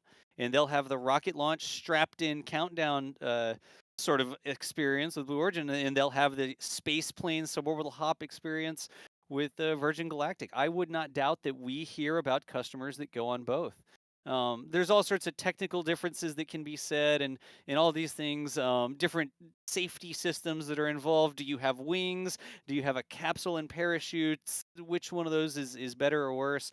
You could talk about that for days, but I have a feeling that for everyone, it's nice to have options, and it's good to see multiple companies pursuing this sort of opportunity experience. Yeah, and it looks like there is a nice contrail to help Jack find it. Oh yeah. Oh, there we You can go. see top right-hand corner, T-minus 15 minutes. This is like Oh, in yeah. Kerbal Space Program when you turn on the visual enhancements, right? Yeah. Sorry, they're going back to And Colbert. then suddenly Colbert and a Wait, stuffed did that animal. look like Godzilla to anyone else? Like a stuffed Godzilla and the VSS Unity? Anyway, I'm gonna have to go watch that later. But Yeah, it's how you explain space travel. You gotta Yeah. involve Godzilla. I don't know. I probably missaw that. Anyway, yes. Yeah. And it looks like they are at the drop altitude at least. Indeed. Yeah, So, 45. yeah. And Indeed. So that 15 next minutes. thing is coming around, Yep, coming we around the saw bend. probably around 14 minutes since we saw that feed, and I'm not sure exactly how long their feed is delayed, but that would put us where? Right around 23, 27? I mean, somewhere we should really start thinking about it around 25, not knowing how much their feed is delayed. But True. we're continuing to watch here. We're expecting them to turn back around south. Waiting on Jack. I know we've got that camera getting set up out there. He's probably scanning the skies as well. But we will see if we can't get Jack's camera online shortly. And if Jack needs anything, Jack can certainly message us and we'll help out. Jack, you like that? You like my way of sort of asking Jack if he needs anything? Do you need anything, Jack? Come on. Looks like we've gone up and out of the screen here on the flight Oh, radar. geez. I'm shuffling some stuff here. I try to keep I up know. with that. That's Hey, all right. folks. Again, if you have fun with these broadcasts, if you like our commentary, I know we're not the official sort of deal, but we do have a lot of fun. We're here to make this not just something you watch, but something that you Okay, can this is not participate in. live, but this is cool, so I'm going to Oh show it. wow! Oh, Oh, yeah. that's not live. That's not That's live, just but that's super cool, so I'm what's showing it. going to happen. Yes. Yeah. Okay. They're showing us what's going to happen there, folks. This is not live right now. This is B-roll from a previous flight. So But it sure is cool. yeah, that's cool. Oh man, That pitch up the there way with the the rocket terrain, going. yeah, Oh, and the terrain reflects off of the chrome there. Oh right. man. Now that's a rendering because that's maybe not, but that Yeah. picture of it flying from the angle, that close in angle like that was a rendering, I'm sure. Yeah. And then this one from the inside also is a render. I don't Yeah. think they've flown any photographers just yet. This looks like you'll experience in Virgin Galactic's suborbital spaceplane. They Yeah. probably don't call it that. They probably just say you'll experience during your spaceflight. You'll experience views of the Earth from an altitude of, high. Very high up, yes. 80,053 kilometers. Wait, 80,000 kilometers? 80,000, yes. 80,000 meters. 80,000 Wow. kilometers. Not Halfway to the moon. Yeah. There, they're illustrating that feathering stability system. It actually unlocks the tail, and the tail pivots up to help it maintain a draggy and naturally stable situation. That's the Well, old. hang on. It morphed into They my just favorite space vehicle. Like, Yeah, Yeah, how did I that like happen? this. What is They Atlantis unlocked. descending? They unlocked the tail, and it got a cargo bay. Like, what happened? Yeah. And I think I saw Yeah. Dragon on there too. That was Yeah. Crew Dragon. Yeah. Again, folks, this is Virgin Galactic's B-roll of what to expect. This is not live. This is, in fact, rendered. There's some renderings in here. There's some live action it looks like they filmed. But that, oh, man, is that for real? Yeah, it's hard to tell on that one. It's hard to tell. But when it was going into the feather mode. This one here, That's real. yeah. yeah. But this is not live. This is not what's happening right now. We still Right. expect at least 10 more minutes before the actual drop based on what we saw. There's that feathering system. You can see the bottom of the aircraft creating a lot of drag with that big flat surface, while the tail it's almost like a lawn dart, right? You put Yeah. the dart up behind you to help you stabilize, and then Mhm. you pitch down again and you become a plane again. It's really sort of a cool transformer effect. Look at that little symbol they had. That was some kind of New Mexico symbol, right? Did you The see that? four-way. Just Is it the tail? four-way? Is it like the four-way symbol? The north, south, east, and Yeah. west? Yeah, Yeah, that's yeah. this. This. It's part of the state symbol of New Mexico, and I believe it has a native meaning Yeah, as well. But I'm this- yeah, blanking on it right now. Yeah. yeah. It's the sun. Yeah. Oh, it's the sun. Yeah. We like the sun. Yeah, it's called a ZIA, ZIA. There we go. Yes. Okay. Let's see. I did have a question in here from a little bit ago. Where is the drop zone and how far away from the spaceport? So it's It's sort of Uh, like right above it, right? No, it's to the northwest. Oh, so sort of like where they're at now. Like they're Yeah, gonna so kind of they set will. up another racetrack up there. Like they first take off, kind of circle the runway, but then they've kind of taken a little bit more to the northwest, and that's kind of where they are right now. Yeah, and they're going to turn toward the southeast to align with the runway because if VSS Unity's engine were not to light for whatever reason after it's dropped from the craft, it's on a glide slope to the landing field, and that is what determines how far away from the field they are when they drop. I just don't know if we've ever gotten a firm distance marker from them on what that distance actually is. All right, now this is we're back to live views now. Yeah, which are having some signal hiccups, but that is a live view. Yeah, that's sort of to be expected. And then Jack is out there too with a camera and looking for it to acquire here.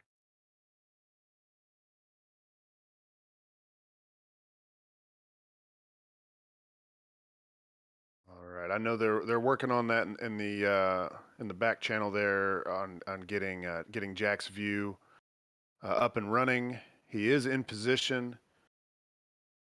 We should have that momentarily for you. So hang tight, and we'll have live views with no fluff. We'll just show you the spacecraft.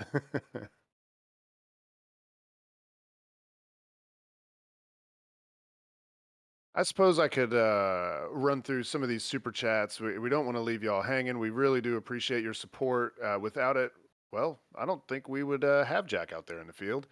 Let's see, we've got Jason Land. Keep up the good work. Very cool coverage. Trash Panda Amanda said, "Here, this is for the jerky fund." Debash Mode also said, "Buy more jerky." Thank you so much. Let's see, Alex Smith with a $50 super chat. Thank you very much. Let's see. Wait, what does this say? Okay. Ticonderoga said SN15 asteroids guy here. Therefore, the flight will be a success. All is good in the space world. Nice. All right. Well, thank you for the good luck there. We got Marv Capitola coming in from the UK. Let's see. Daniel Stein. Oh yeah, they're referencing stuff from kind of a while back here because we're getting behind on our super chats. NASA spaceflight brought to you by robots, water, and jerky. Yes, that's right, folks.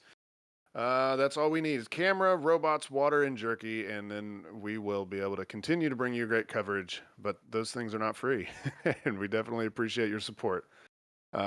Sebastian St. Amour said, gas money for Jack. Thanks for the coverage. Oh, yeah. We've got a couple new members, Ryan Johnson and Tim Salt. Thank you very much for that ongoing support. Look at that. Look at that. Oh, there we go. inside. There you go. Oh, this is awesome. And they just pulled their T- counter, so I don't know if that's because of a delay or what, but if we get an update, we will relay that to you. And it looks like I am seeing that we have a feed from Jack with a live shot. Oh, of yeah. There you Flight go. Night Look 2. at that. Look at that. Oh, yes. So Oh, Jack yeah. is repositioned and he has reacquired actually the carrier aircraft there. Sorry, I have to show that because that is so live. Oh, That is awesome. wow. We will cut back and forth. We will Oh. cut back and forth using the table scraps that Virgin Galactic has given us and our own live feeds to bring you coverage from near the drop zone. This is Jack Beyer out there. He started off at the end of the runway. He's run up. We were LOS on the camera feed there for just a little bit, and Jack is back online. Here we actually have, this is There's their feed. Yep, go ahead. Oh, sorry, and the countdown clock is back, so it does look like they're still headed for it just over 3 minutes from now. All right. Wow. Did they shave time off? Wasn't it? No, it just Am I- went am I- away and came back. Okay. Yeah. Okay. Yeah. Oh, man. Okay. So this is, oh, yeah. You blinked and you were in an X-File episode. Right. But yeah, Oh, this so is great. but yeah, Yeah. like so Jack's camera here, yeah. Ooh, this is gonna be a great shot. Come This is a on, great shot. Unity. I And just it's want to say this is a better view than what they showed from their far off camera they had. They were getting a lot of heat distortion, but this I think is a better view than what we saw a little bit ago. Well, Really I quick, wonder. Go ahead. Well, I was going to say, I think what you're about to say, which is their feed is likely on a very long delay. I'm guessing they probably have a kill switch just in case. So Yeah. you're going to see it on Jack's feed well before we see it on their feed. So when we cut to their feed, there might be a delay, but we'll watch it happen on Jack's first, and then we might get a replay. Yep, and we're not exactly sure on the exact drop time, so now is the time to start watching with those stream delays and the latency of reporting and tweets and stuff like that. We don't know exactly what time it may launch, so now is really the time to start watching. I want to say really quickly, Yeah. Paul, thank you so much for joining us here. If you want to find the channel again, make sure you drop a follow really quickly. I'm not sure how many likes we've got here today. It's not really that important. But if you like our style of coverage, if you like our commentary, I mean, hey, we appreciate it if you tweet about it. But you know how to get back to a channel that you enjoy. Click the subscribe button. Make sure you turn on the notifications. Over on Twitter, at NASASpaceflight is our main Twitter handle. We don't go live without getting a tweet from that anytime we go live. So whichever way you follow us, if this is the sort of thing you like, you are welcome to join us here. Again, NASA Spaceflight team bringing you live coverage of the Virgin Galactic suborbital spaceflight attempt from New Mexico. It Here could we happen go. any Coming up. second now. Yeah. Oh, while I was doing that little spiel there, I was watching it like a hawk, trying to make sure I would shut my mouth. Drop. There it goes. There it goes. There it goes.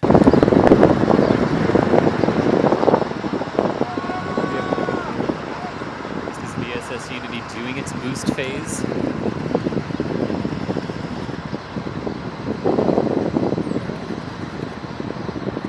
That rocket motor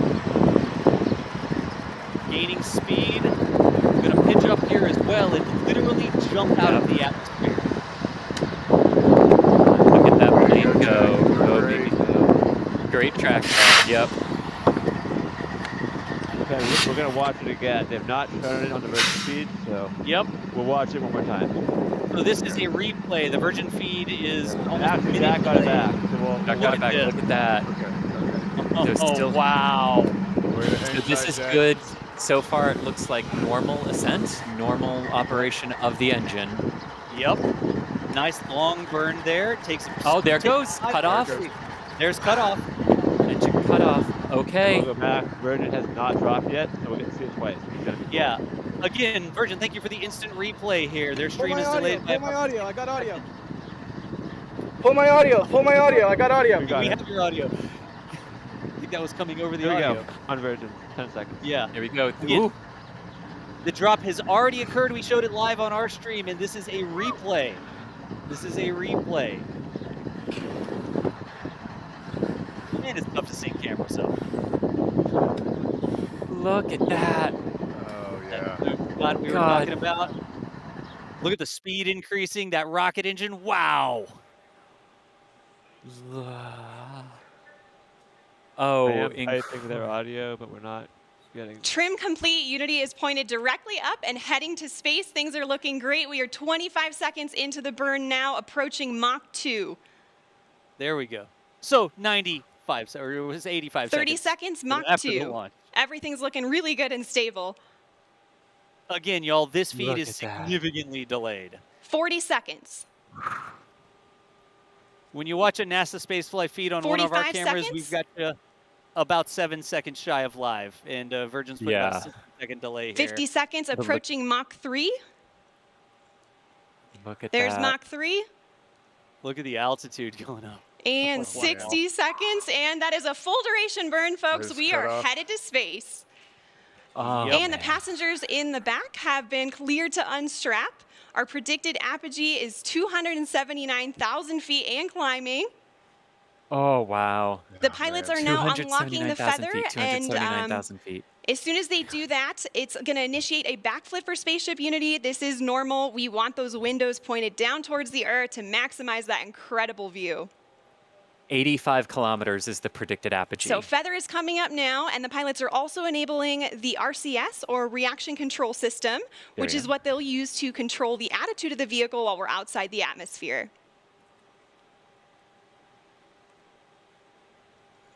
Man, look All at how right, it feather is flipped. all the way up. We are at about 250,000 feet now and climbing. As soon as we cross the boundary to space, we'll hear a word from our founder, Sir Richard Branson. Oh wow, he's gonna speak. I want those onboard Welcome to views. Space Unity 22. Over 80.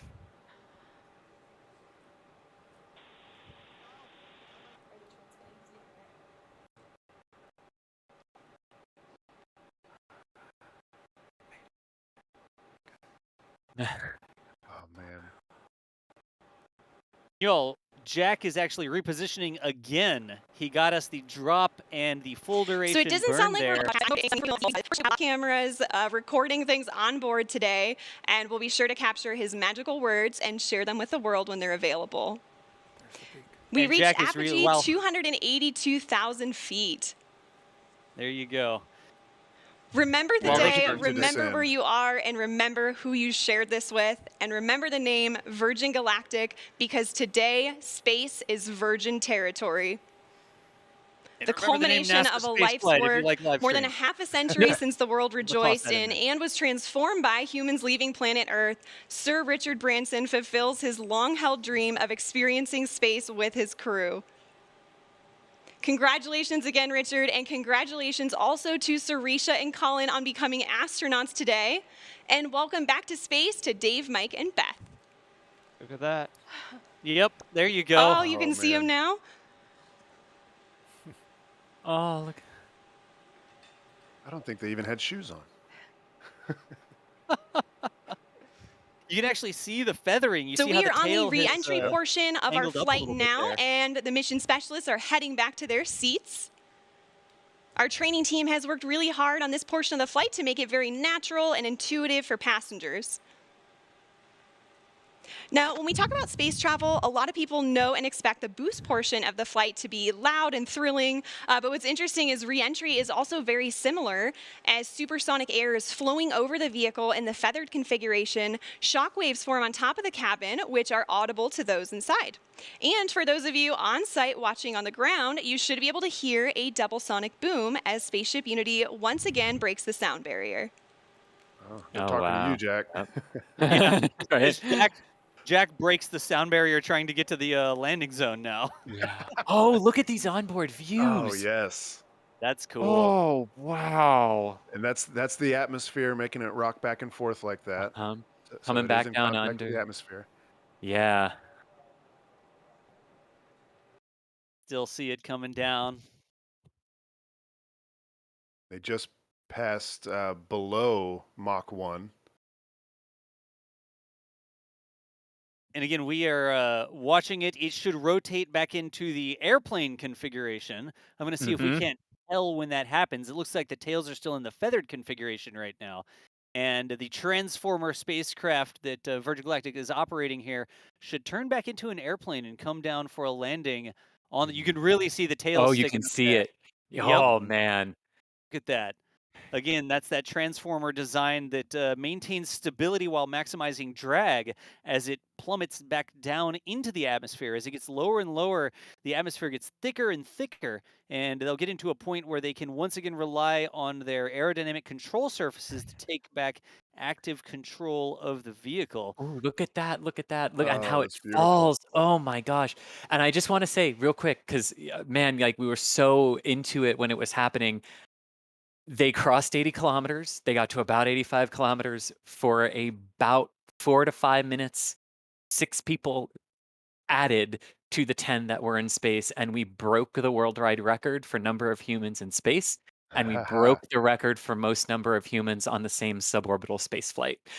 Still got to land it, but they got there. They broke it. All 6 of them on board that craft are astronauts. 3 of them already were, but Yep. amazing. Yeah, that is amazing. And it looks like they're back in airplane mode. Is that right? Yeah. Yeah. Yep. Strapped back Oh, in, it and looks look. like. Yeah. It got That back within range of their transmitters, it looks like. I'm sure that was a huge test objective to make sure that all the crew members could get back to their seats, because this is the first time they have flown with 4 passengers on board, and it looks like that worked well. Yep. Yeah, That is Shaking correct. hands and it seemed like Oh, they were only out of their seats for maybe a couple of minutes or 3 minutes. Does yeah. that seem right? Because from the time of engine ignition, I think Yeah, when they mentioned they were going back to their seats, was it about T plus 3.5 minutes or so? Someone it's can check supposed to be that. 3 minutes of weightlessness. So that's about right. Okay. give me that inside view again. I want y'all to see the mirror trick they pulled at the back of the Yeah, I know, right? Did you You see know when you that? have a Yeah. really small apartment and you want to make your really small apartment feel bigger, you put a big mirror on one wall. The back of the spacecraft, the back of the cabin is a big mirror and it looks I'm like, why does that look a lot like oh, it's a mirror trick. So Yeah. when they go to the live internal feed again, have a look at that. They had apparently had an interior design person on the case here. We're Either that or they NASA, had extra people. yeah, NASA I can spaceflight. hear All the I can hear tricks. Richard Branson on my radio. I wish I could pipe it into the feed, work on that. I could hear him on the radio thanking the team and saying the view was amazing. You just hold it up to the phone. Yeah. Right. I mean, so Jack's out there with a scanner. Jack's still moving up to try and get the landing. Again, it's a race for us, for our coverage. It's a race between Jack and the spacecraft there coming back down again, VSS Unity. We'll see if Jack can get set up. They are now down at 30,000 feet. And let's see if I can find them. That's VGX3. I am not currently Yeah, seeing. often when they do the launch, they lose the Yeah. transponder on Unity. So I had it back for a minute down south of the airport, but I do not see if it comes back up. I'll let you know on Flight Radar 24. there he is again. Here we go. Nice. I wonder if they have audio. Do we have audio of that? It's a complete experience of a lifetime. And now I'm looking down at a beautiful spaceport. Congratulations to everybody for creating such a beautiful, beautiful place. Congratulations to all our wonderful team at Virgin Galactic for 17 years of hard work to get us this far. Oh my gosh. I mean, he the British? views. Yes. Yeah. Little bit. Come on. Little bit. So happy Oh, we could there's your catch- mirror. There's your mirror, Das. Yes. Yeah. You can see the mirror at the back of the Yeah. spacecraft interior there. The thing I love on the wide shots are the smiles on all 4 of their faces. Yes. I mean, my gosh, the individualized views you get out of each of those just gigantic windows, the overhead windows when it flips around. I mean, look at how happy they are. Mm. Yeah. I've never been on a Ah, commercial man. flight with a window like that. I know, right? On Neither have the I. roof. On the They're on roof too, yeah. On the roof. I know. Jeez. Oh man, look at these views as it swings around. And that is just a beautiful part of the country Oh right my there. god. It's so much topography to look at. It It's just was beautiful out there. so tempting to go to this. Yeah. I, I will say, I know it's always fun to compare Virgin Galactic to Blue Origin, but I do think the this part of the flight is not something you get on Blue Origin, and to me, it just looks super fun. Yeah. Yeah. Yeah. Yeah, the moment of still being in the air with all of that time to reflect as you come back down to the ground. Yeah, that is an interesting part of the experience that Virgin offers. In that And it, respect, it makes the Blue Origin launch feel more like a thrill ride, where you get back to the station and it's kind of done, and you're like, "But I want to go again." Whereas Yeah. this, you kind of have like a cool down period, right? Yeah.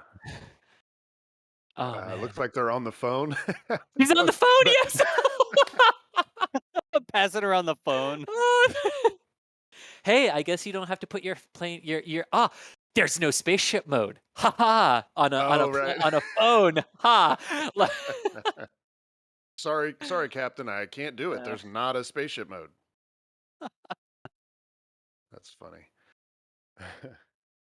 Jack's still rolling out there, y'all. They're down to 16,000 feet. You can see him gliding down to the runway. yeah, it's 45 minutes, 45 to 50 minutes of ascent on Virgin Galactic. Then you have the 3 minutes of weightlessness, followed by, I guess, 8 minutes of descent, approximately, maybe 9 minutes of descent. So that's a decent flight time. Yeah. Yeah. And it's so dynamic. It happens so fast. Like, if you've ever, flown on an airline, it takes you a long time to get up to altitude, and it's it all happens really slow. But this is like just the right speed. Like you go up quick, but you're gliding, or not gliding. You're being carried by the White Knight aircraft. For some time. 30, 45 minutes, and then you get this kind of gradual glide back down.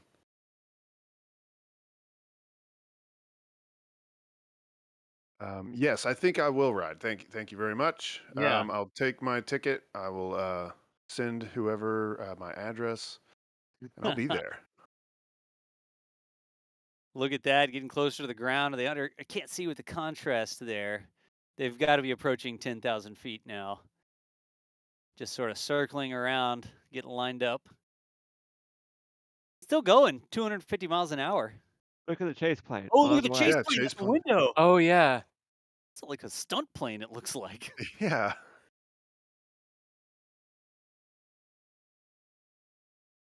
I imagine there's a lot of reflection going on right now. I know I would be.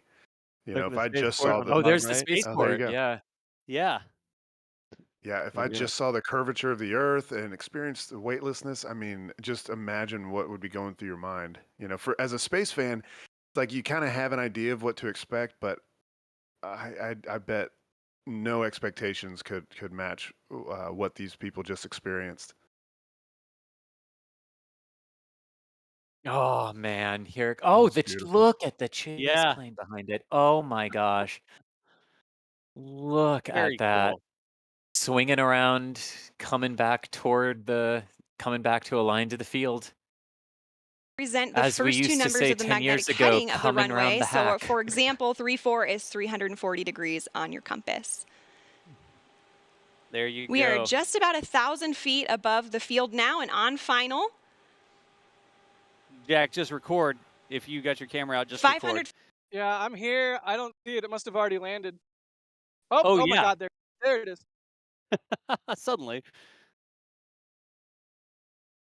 Here it comes. Look at that.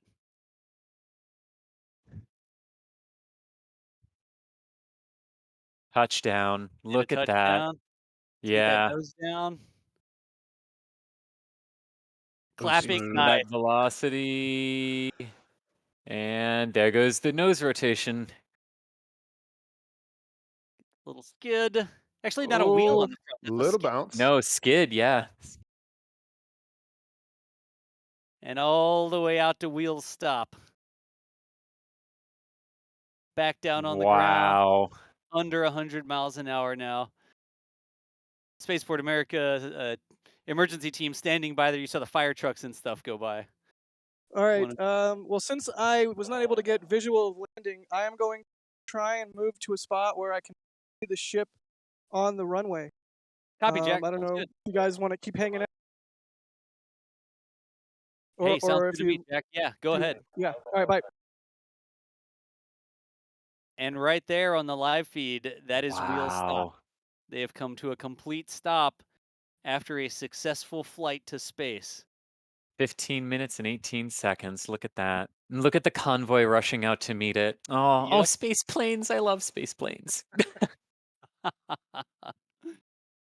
They're the best. They're unequivocally the best. I'm sorry. I love Starship, but I love space. I mean, we could really stretch the boundaries too and say Starship is a space plane, but we won't go there. Venting there, it looked like. Yeah, and then they cut They to full cut the bear. feed for venting, yeah. So we do not have, the track is not here. It has not reappeared back on Flight Radar 24. But again, Jack, like you said, is getting repositioned over there to see if we can't get some views from the runway of the vehicle there. But again, what you just saw was a successful touchdown. Why am I moving? Stop moving the map. People are looking at it. What you just saw was a successful touchdown of the Virgin Galactic VSS Unity after a successful suborbital hop into space above 80 kilometers up to almost 85 kilometers.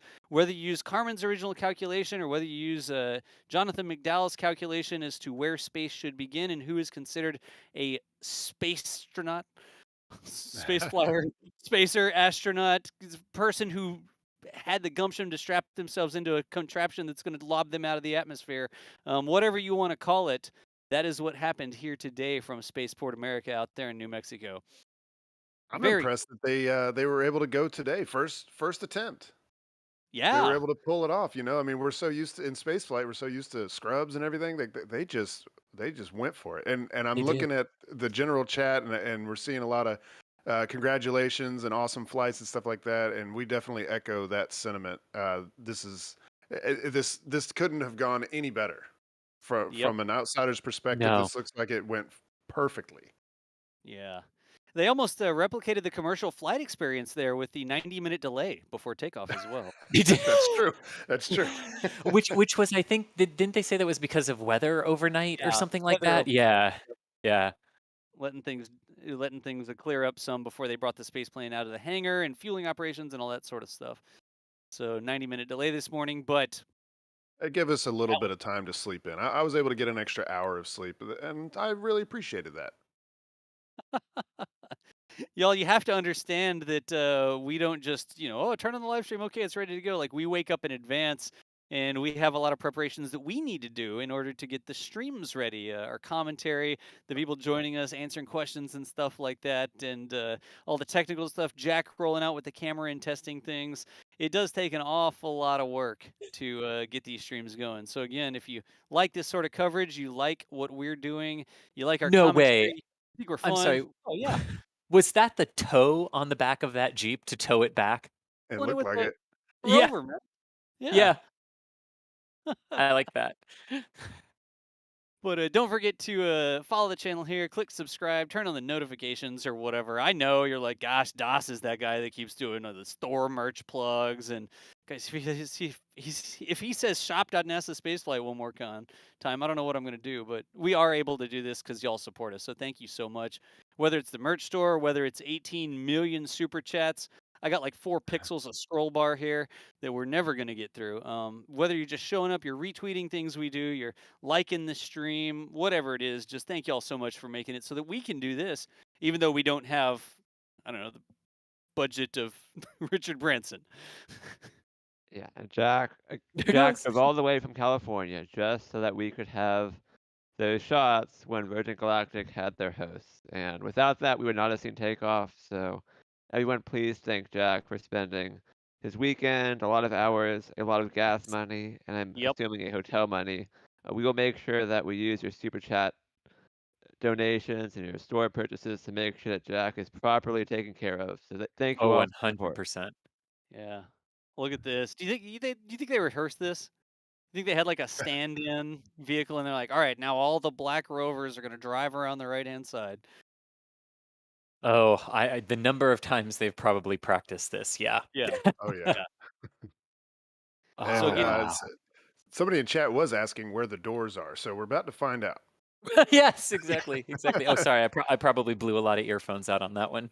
the Yes. part that opens is the door. We'll see what part opens up here, but there are some Yeah. safety precautions and stuff like that. You'll see them working on the vehicle here. It's not just hey, the same as a commercial flight. You come up to the gate and you see the flight attendant sort of looking out the little window, and then the gate agent is coming up and they're knocking on the door and stuff. It's a little bit of work you do before you get off the plane.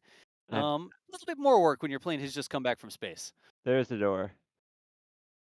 But I'm sorry about the low resolution. That's what I'm Yep, doing. Like that's the that. crop. Yeah. Yeah. Does he have his guitar? Is he gonna play a song for him? I don't know. We'll see. Oh, a Hadfield song. Yeah, look at that. That's the access Oh hatch. wow. Climbing in. Yeah, like a little mouse hole almost. Yeah. I've been on some regional jets like that. Those little puddle Yeah. jumpers where they cram I you in. I naively thought that it was going to be like in air, like the door was going to fold out and down and have like a set of stairs on it. Yeah, Yeah, yeah. right? Yeah. That sounds like mass that you might not want to carry around. Yeah. I guess that's not. Oh, there. It's gonna come back in a second. There we go. Yeah, Okay. yeah. There we go. In all the recovery operations, but I have a feeling that we are going to see some very excited folks step off of the spacecraft here. Is Yeah. Richard Yeah. ever not excited though? Yeah, right? I Yeah. think the This. real winners could go ahead. Well, I was just going to say, like, it hasn't happened yet, but I imagine this might be reminiscent of when John Young got out of Columbia after the first flight and Oh, was the walking fist around the pump. Yes. ship. Look at this. Yeah. That's the pilot, Oh, Dave Oh, McKay. yeah. that's the pilot who took him up. Yeah. Oh, that's great.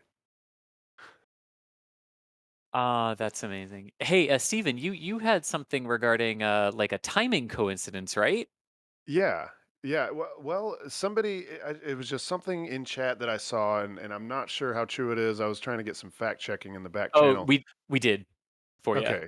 Yeah. So, where was it? Oh, yeah. Just 10 seconds short of the duration of Alan Shepard's Friendship 7 flight was. Mhm. So, Yeah. is that accurate? And Yeah, so this one was 15 minutes 18 seconds from release to wheel stop on the ground, and Freedom 7 was 15 minutes and 28 seconds from liftoff to splashdown.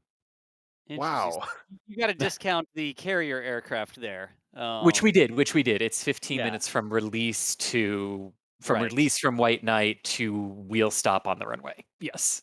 Gotcha. Oh. Well, in Oh, look that, at all the cars waiting for them. Yeah. oh, nice. Everyone gets their Look, own car. It lined looks up, like. everybody standing in front of their door, right door opened. Like this is definitely something they've practiced. Yes, Uh-oh, this is like the probably lead part car of the forgot to experience. put. Oh, yeah. Forgot to close the other door. Yeah. I did want to mention that timing coincidence came from Michael Pennington. So thanks for pointing that out, and we were able to get that fact checked in the back channel. That's actually a pretty cool thing. Yeah. Looks like they're gonna jack up the skid there and get it on that little dolly.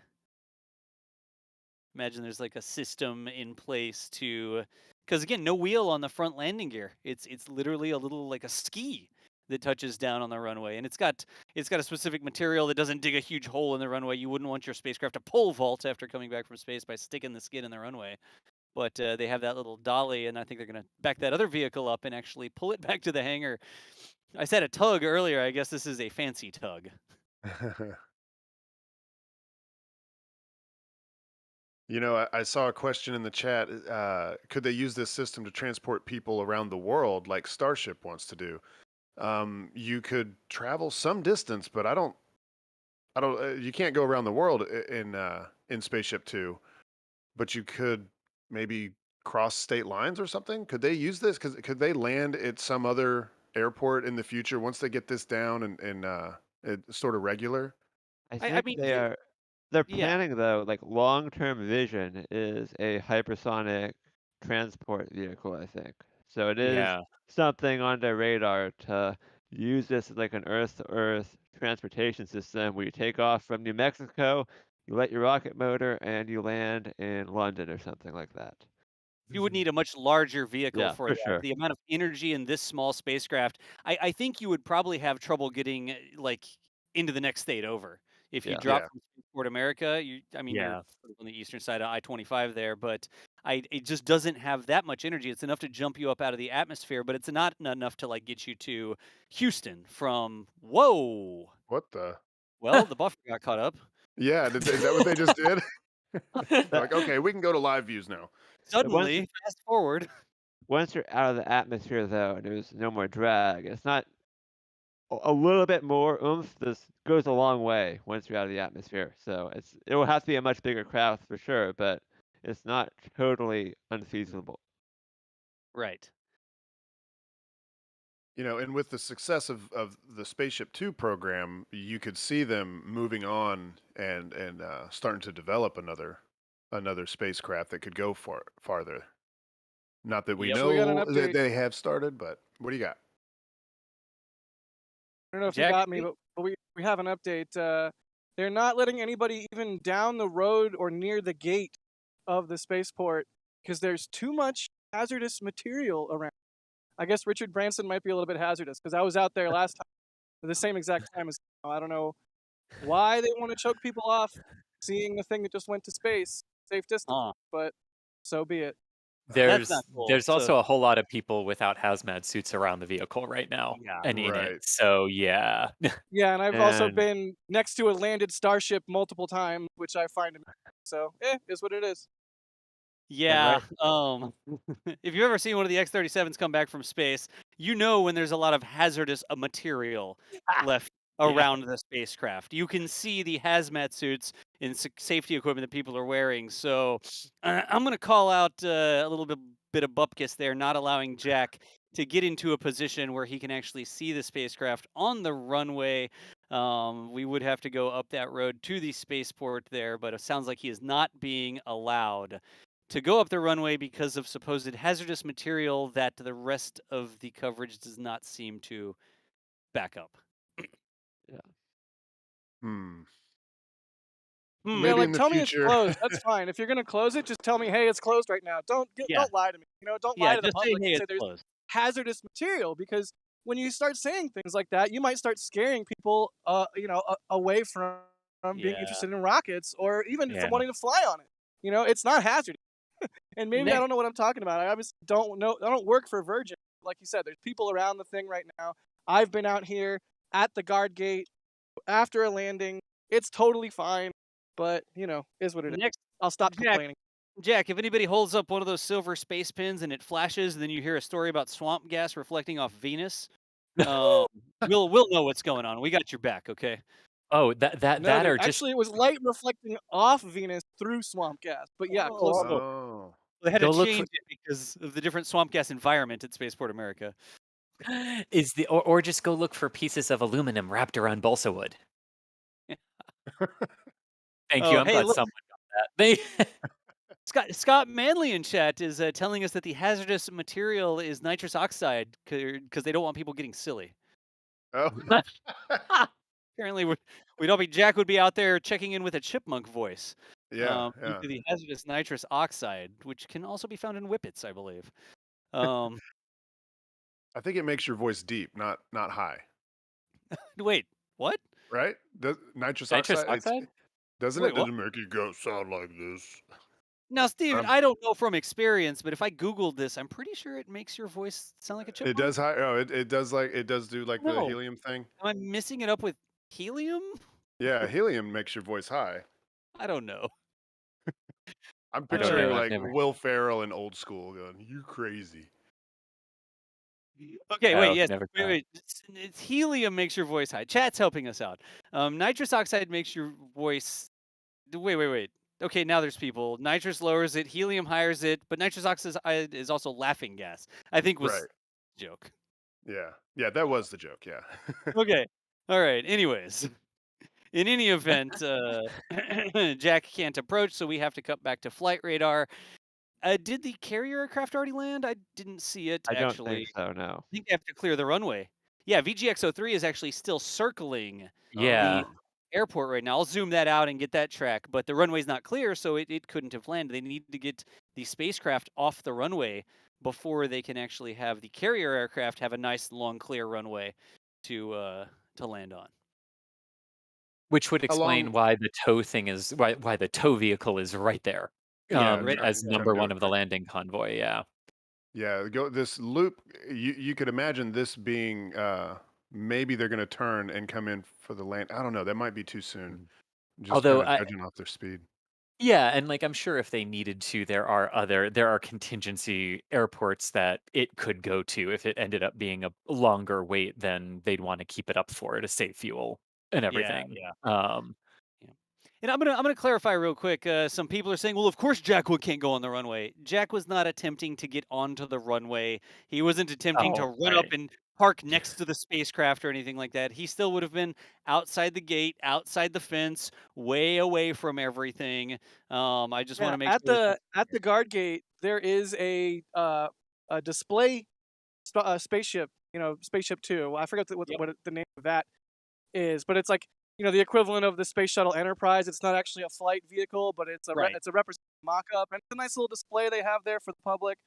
And I figured, I'll go up, drive next to that, because kind of barely see the end of the runway from there, and I figured I might as well check and see if I can get views on it, because I could last time. Yep. So I figured to give that a try. Nowhere near the actual runway itself, but near enough that I would have had Yeah. potential to have Look, eyes on it. Yeah, this it is is the what it is. guard gate right here. Okay, that's the entrance. The spacecraft is up here right now. And Jack would have driven in on this road and then set up somewhere over here, y'all. Yep. So, oops, I forgot the stream delay. That's where the guard gate is, and that's where the spacecraft about is. I don't know exactly where the space. There's where Jack would be driving in, and that's where Jack was going to set up about. So Jack was not demanding to get onto the runway. Geez, use some common sense, y'all. Come on. This is not our first rodeo. We are always safety conscious. We're not trying to get into restricted areas. We couldn't even set up outside of the gate before the guard check. They wouldn't even let people go up that road. Like up here off the main road, they wouldn't let people go. I don't know exactly where it was blocked off, but that's what we're talking about. I want to be clear. I don't, people in chat, oh, well, y'all guys are morons. Of course they're not going to let you on the runway. We're not trying to There sneak the runway or anything like that. there are 2 busloads of media right at the hangar right now. Right here. We just There's for the 10. record, we Yep. applied for credentials and were declined by Virgin Galactic. I want that to be known. And that's why we had better views. Yep. In the event, y'all, I saw some people in chat. I just want to make sure. Some people are new. There's a lot of viewers who may not have seen our streams before. We're always safety conscious. We're not trying to, ooh, it's a free country. It's a public road. We're the press. You can't stop us. That's not our vibe. We always want to be safe. But also, we like it when people are honest with us. If the road's closed, just say the road's closed. All right. Especially when Yeah. you got 2 busloads of media less than half the distance and we were trying to set up a live camera here. So, anyways, just making sure everybody understands the situation there. So, in any event, let's see here. What else can we grab? I know that we had tons and tons of super chats coming in, and with these sorts of things, we can't always read all the super chats. If you did a super chat and we missed you out, I mean, the queue goes back to 2 hours ago. All the excitement and real-time conversation that's going on and just keeping up with what's happening. We did not read very many of those. I will update my Google Chrome at some point, not live on the stream though. In any event, all of these super chats here. Steven, let's go to the bottom of the queue and let's Okay. grab some from the. We can't read them all. There's no way, but let's get some from the bottom of the queue while we sort out what else we can do here. Yeah, So, sure. Let's go with Marcelo Naveri just said thank you for the amazing live shots and coverage. Throw that up there. Let's see. This is my life. Said it's a shame the flight is today because if England wins the football, Branson won't be getting the front pages of the papers he probably deserves. Oh, no. That's You right. better I hope think. somebody else doesn't bring it home, huh? Yeah, I mean, win or lose, he's not going to be on the front page tomorrow morning, which I don't think he would prefer. yeah. Steve Ehrman says, Jack and crew, thanks so much. Good coverage. Yeah, thanks, Jack, for being out there and getting all the great footage that you did get, even though we couldn't get closer whenever it was landed on the runway. Let's see. Deb C says, Jack, awesome job. Have a couple of tacos on me.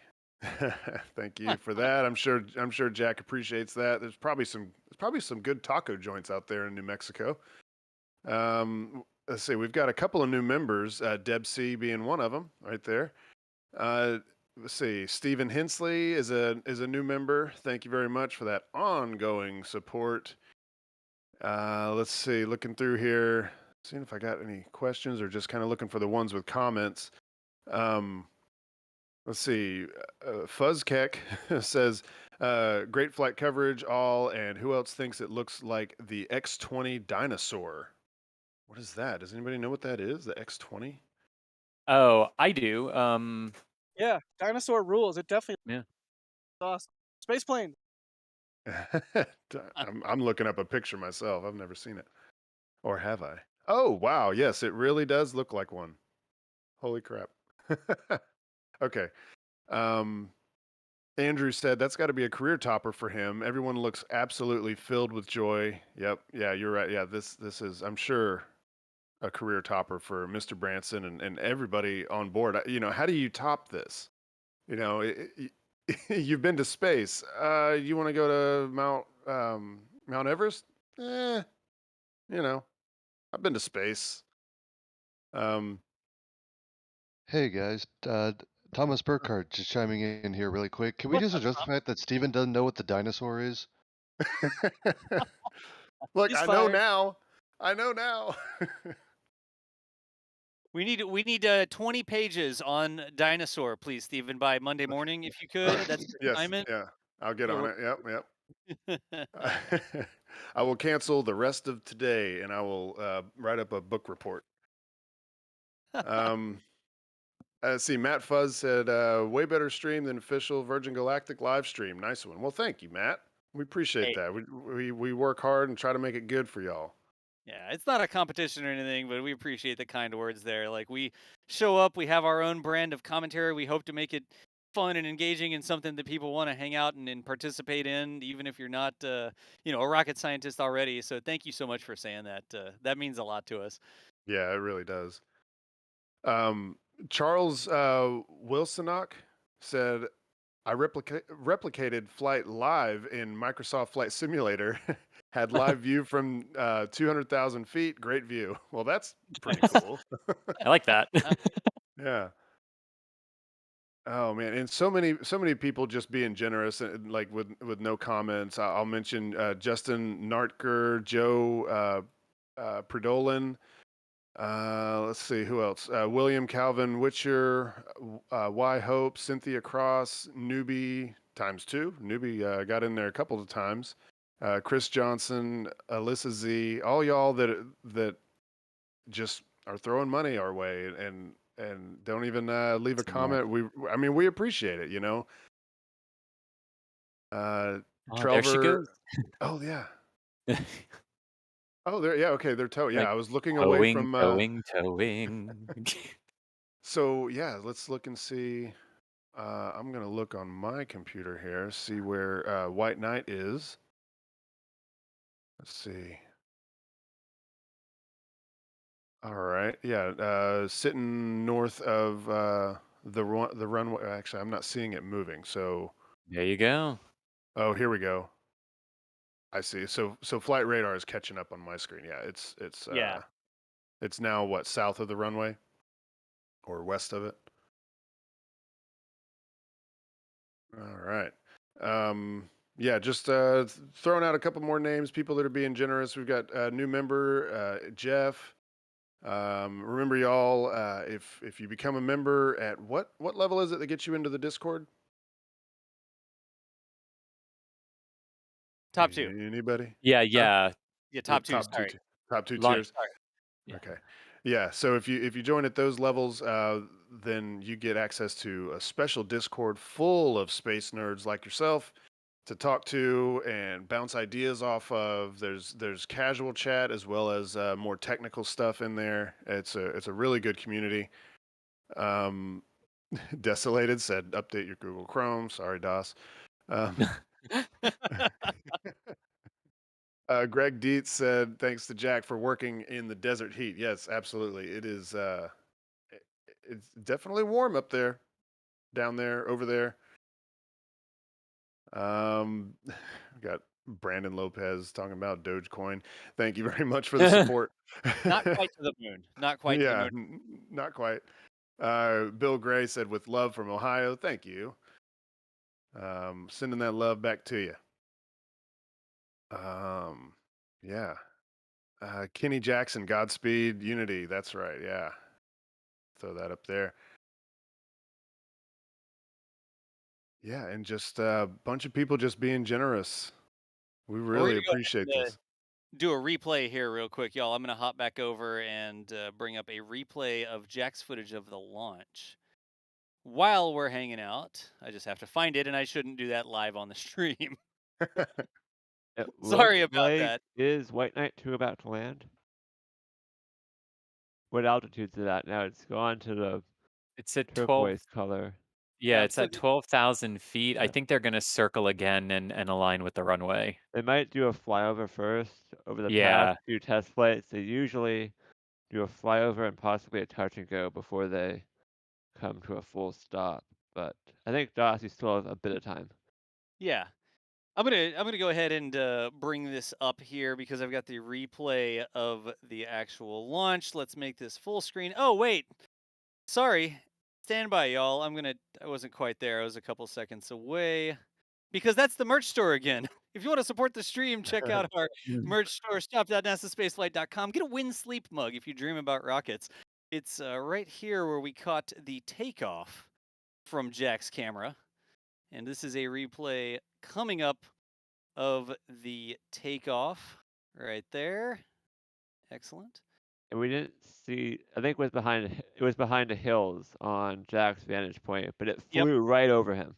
Yep, it flew almost. I mean, that's why he set up there. We were a little bit concerned about signal and stuff, but the carrier aircraft and the spacecraft just right over Jack's head there as they were climbing out for their trip to space today. And then a little bit later on in the broadcast, wow, I should really have somebody else commentating on this because I'm seeing it at like 3 different timescales. So But we did acquire it from Jack, and it looks like Jack is also tweeting photos right now. So at the Jack Beyer on Twitter if you want to see his photos. He got some pretty good shots. Oh, Yep. wow. Yes, he I mean, did. look at these. Look at this. This was live video. Imagine the photos and the recorded video he got out there. So, mods, if we can't get that the link to Jack's tweets into chat there, so people can go click on them directly. Toss Jack a follow. Check out his work. He is a consummate professional when it comes to capturing aircraft, capturing the photons bouncing off aircraft out there. And sorry, I'm going back Oh. live because Richard There you Branson is go. doing a celebration. Yeah. So they towed it back with them in it. Okay. And then is what it looked I guess that's what it looked like to me. Didn't he just get out of it? Yeah. I think Yeah. so. Or was he in the truck? I was not watching. I don't know. I thought he passed the truck. Yeah, I think you're right. But where are the other? Or maybe he just stayed in it just because. Oh, there are the others behind him. Okay, with their families and everything.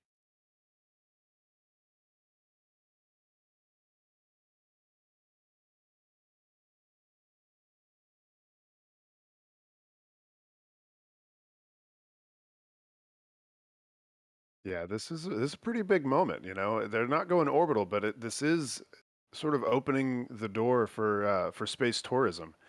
You know, Well, proving and that that's it's possible and you can do it safely. exactly. Exactly. And the other crew members are behind the camera. From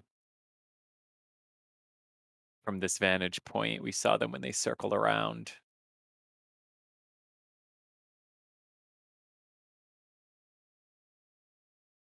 Yeah, I want to hear what all of them have to say. Nope, just music that's gonna get us copyrighted. I Yeah, tried. they're just Yep. blasting music, it sounds like. So, oh, come on, I want to hear this actually. I can't believe they're Yeah. blasting music over Which, this. yeah. Think this is a prepared statement? You think there's a teleprompter?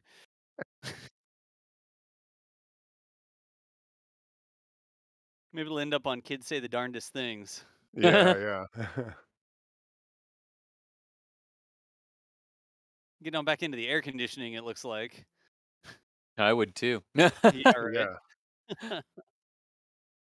Everybody with the phones. Look at this. Everybody's a camera operator Everybody. today. Yep. Everybody wants their own footage. Hey, shout out to the horizontal mode Yeah. video there. Yeah, the blue camera case there. Yeah. Yeah. Well done. Oh, there's somebody there with a real camera. Yeah. Including the one we're seeing right now as well. But Yeah. headed back in. Imagine, I mean, back in the day, I guess you could have family meeting you at the airport and you get off the gate and they're there waiting for you. We don't do that anymore. You have to be leaving security, I guess. But that's sort of what's going on here. I mean, has deplaned, I guess. And I've got our replay of the actual drop. Again, this was Jack Beyer's footage from the drop zone right there. You can see the release, the ignition of that hybrid rocket motor that propels the space plane on its hop into space. And that was a full duration burn. Again, this is a replay. This is a replay from earlier of the success of what we now know at the time. Geez, edge of the seat. But what Yeah. we now know is a fully successful spaceflight mission for Virgin Galactic. And Jack was right under it, so you can Oh see yeah, he's having to crank his tripod back as far as possible because it sort of goes horizontal for a couple of seconds, but then it very quickly goes almost directly straight up. So when you're yep. under it and it goes straight up, you're just basically looking up at 90 degrees. And then I cut Yeah, away here as Jack lost the track, but he did gets it reacquire back. it again quickly, Yep, and there you go. all the way to burnout, by the way. So we see Yeah. burnout on Jack's footage there. And that was about 3 Gs of acceleration max or that they experienced during that initial powered phase of ascent there.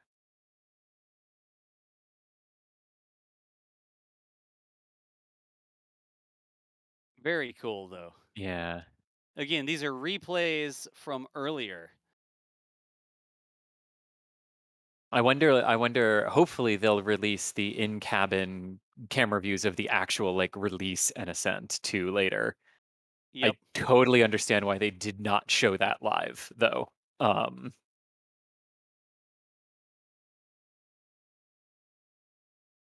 And again, this is a replay, y'all, and we're seeing it twice here because the Virgin Galactic stream was on about a 60-second delay. And so you saw it live on our stream about 7 to 10 seconds shy of live. And then you saw it again 60 seconds or 50 seconds later on the actual Virgin Galactic stream. One thing we pride ourselves on is when we say live stream, we don't mean 60 seconds shy of live. Usually, we mean live. Understandably, companies often run a large delay in case there's something that they need, like a technical problem, or I don't know, somebody takes off their pants and runs across the runway or something like that. That's a good way not to get invited back. But understandably, they do run a delay. 60 seconds is a pretty beefy delay. But I our can tell you from experience, being out at the press site, standing next to Chris while I'm setting up cameras and stuff. I'll have our feed going on my phone, and there's been times that it's only like 3 seconds behind. cool. Yeah. I I mean, we want to share these experiences with people. What's the difference 60 seconds later or whatever? But I'm explaining technically why you see the events twice on our broadcast, looking at the Virgin Galactic broadcast and our own live cameras, which not a lot of people have out there. So, they totally stayed in Unity while they towed it back from the runway. No kidding. I am watching a quick replay of them all exiting it after it's been towed back. Yeah. Nice. Yeah. So they did stay in it for the tow back. Nice. Nice. Yeah. So what were all the trucks parked there? Was that just the crew coming out to do whatever they do once they've hit wheel stop? It might have been. Maybe it could have been that. It could have been that the original plan was for them to disembark on the runway, and for whatever reason they opted not to and opted to stay in it for the towback. Okay. Or whatnot. Could have been a couple of different things. They could have been there too, just in case, because even suborbital spaceflight experiences can affect people in different way. That type of G-force weightlessness coming back down for people who aren't pilots and have experienced that before, you can be dizzy, you can have inner ear balance things. They might have just been there in case they felt like they couldn't walk out of it in Hmm. that, just as a precaution. But clearly this is better because it shows you can just get right out of the thing and dance your way back to your family. Right. Which is Again, something so far on NASA and Soyuz landings we haven't seen, because most of those are coming back from 6-month weightless yeah. stays. Although I think the closest we ever got was maybe Crew 2 when Mike Hopkins did a little dance when he got out of or Crew 1 when Mike Hopkins got out of the capsule and did a little dance Right. there on the recovery ship. But we definitely don't usually see this anymore on spaceflight. But you were saying, like John Young coming down Hmm. from the ramp from Columbia after STS-1 and all of them getting out of there, arms raised. Yeah, Yeah, very reminiscent. they did good today. Not Oh, I'm live. watching our replay not live. That's hilarious. So everybody's on the same page. The spacefarers are safely back on the ground at Yes. Spaceport America. We are watching a replay of that, and that's the best I could do on short notice. That it is not live. So again, folks, thank you so much for sharing this with us. We're going to make some decisions here on exactly how much longer we'll stay live. Because as we discussed earlier, Jack was not allowed back up the road to get any sorts of views of the spacecraft on the runway. Of course, the big hangar there, you wouldn't be able to see that from the road or anything like that. And I do not believe we're going to have any live feed of our own back. So that's why we're watching the replay here. Of course, the big hoopla that Virgin Galactic is going through. I mean, rightfully, what an exciting event that's gone through, but they're still doing all of their talking and music and celebration. At some point, I imagine that somebody's brought a tanker truck filled with champagne up there, and Branson's going to crash it into a side of a building or something like that to try and celebrate. But in any event, um, saw a successful launch and landing today out from Spaceport America out there in the middle of the desert in New Mexico. What a cool thing to see. And thank Yeah. you all so much for sharing it with us. Yeah, it's all Yeah. fun and games with Starship testing. This was a human spaceflight, a whole nother entire thing. So Yep. it was an exciting day to watch people get blasted into space by a rocket. Which that reminds me, I that shady, really cruddy graphic that Blue Origin put out, that which at once says, "Oh, it's a suborbital space plane, not a rocket," and it lists itself next to it as a rocket, and yet later on in that same infographic they call it a rocket. Like, it's a rocket, it's a space plane, but it's a rocket. Like, It's a come on. So rocket-powered yeah, space plane. It harkens back to thank the you. X-15s, right? It was a rocket Yeah, powered yeah. powered space planes capable of very high altitude flight, such that they jump above all of the scientific definitions of space. You can have political definitions or friendly definitions or whatever you want, accepted definitions if that's what you have to fall back on. But any way you slice it, the scientific definition of space, Virgin Galactic has hopped above that here today. So Yeah, and it's super cool to see. You know, the last flight was in, and so now we have another flight, sort of the beginning of July, and it'd just be great to see more and more of these start ramping up, and customers start flying. The yep. next phase in this whole new space era that we start to actually roll out. It's really exciting. Thanks Yeah. everybody for everybody A good deal, support. Jack. Real quick, you are editing photos and videos now. We are not expecting to try and find another spot where we can at this point see nothing from. I mean, it would just be the ship in front of the I hangar and mean, probably going into the hangar shortly. So we're probably wrapping up our yeah, broadcast here shortly, I think. yeah. I don't unless I spend like an hour off roading around the Predator road for a maybe. I don't think Yeah, we're gonna get anything. I could no, sit here and wait for the roadblock on this road to open up, but I have a feeling it's not gonna open. yep. So I think I I think you did your From our job today, cameras, Jack. that's probably what we got. Yeah. Yeah. Next time we should really have 2 cameras out here, and that way we can have somebody at the drop zone and somebody at the launch or takeoff and spot. Because the shot of it coming into landing, I mean, I know you guys haven't seen it from my perspective because I haven't been able to get a camera up in time, but landing is awesome. I mean, I can get to a point where it comes in right over it. So next time that we're out here for another live stream, we'll do it even better because we have support from everybody. Such awesome support from all our members. Thank you, members. So yeah. Yeah. Good deal, y'all. The voice you're hearing there out there in the field, that's Jack Beyer, photographer, videographer, editor, live streamer extraordinaire. You hear him on the broadcast quite often out there in the field at Spaceport America. Make sure you toss Jack a follow at the Jack Beyer on Twitter. Also, mods, get some of Jack's links into chat there if you could. Check out his Patreon. He's got a place where you can go and support his aircraft photography work on Patreon. He's got his website, jackbeyer.com. Whichever way you slice it, we were able to bring you those live views today because Jack packed up and rolled out and got all the way out there to New Mexico to share this with us today. So massive thanks to that. In Ooga Booga, I'm going to tell you real quick, we are not with Virgin Galactic, and Richard Branson did not pay for this broadcast. I'll just let you know real quick. Y'all made this happen. The people watching the broadcast right now, you are the ones who made the broadcast happen. This was not sponsored by Virgin Galactic or anything like that. We are in this case, very much rogue launch webcast. We're out there on our own bringing this coverage to you. So thank y'all so much for supporting us, and make sure you go and check out Jack's links. We wouldn't have had that live feed today unless it was him out there doing it. Oh my, I just realized in my tweet I tagged Virgin Orbit and not Virgin Galactic. What Oh no. oh god. Oh god. I'm gonna delete it. It's already got 400 likes. I'm gonna delete it. I'm gonna delete it. I have to. No. No, it's funny. No, you've got others No. to other tweets Let's or do a other reply photos to tweet. tweet. Say that with Just a do it. reply tweet. Yeah, we've all done it, in the Jack. Just reply reply, tweet, yep. Get it Yeah. wrong again. Oh my. Do Virgin suborbit. Oh my. And they'd be like, Do no, push. I can't get it right. And then do Virgin Galactic. It's what a bad mistake. On. I hate myself. All right, bye everybody. Thank you. Yes. Again, Jack, thank you so much for rolling out there. Let's go through the rest of the studio here, providing live commentary. You also heard Chris Gebhardt. Chris, thank you so much for helping us out today.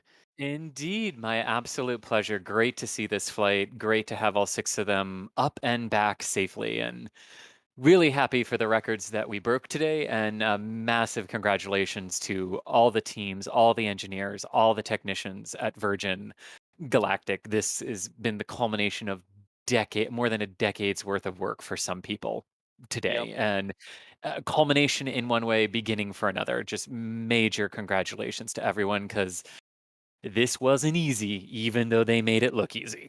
Yep, Chris, that's an absolutely great point. None of these space programs are like Iron Man in the garage with a fire extinguisher robot. It's a team Right. of people, it's engineers, people designing things, the media team, all across the board. It is a team of people that make these sorts of activities, the spaceflight itself, and events possible. So keep that in mind. It's never one person who makes all of this a thing. It is a team of people that make these things happen. And like we said earlier, the people that went before and aren't with us today that make these things possible, putting their lives on the line out there so that we can push humanity forward. So that is an absolutely excellent thing to remember here as we're spooling down our broadcast. Also back in the studio with us, hey, Steven, thank you so much. Appreciate having you, dude. Yeah, it's a pleasure to be here. I'm so glad that this flight has finally happened and it worked. Everybody's safely on the ground. There's a couple new astronauts. Yeah, it's super cool. I can't wait to see what happens from here. And don't forget, everybody, here in 9 days, it's going to be Blue Origin's turn to do their first suborbital flight with people on board. Yep. And we'll be bringing you coverage.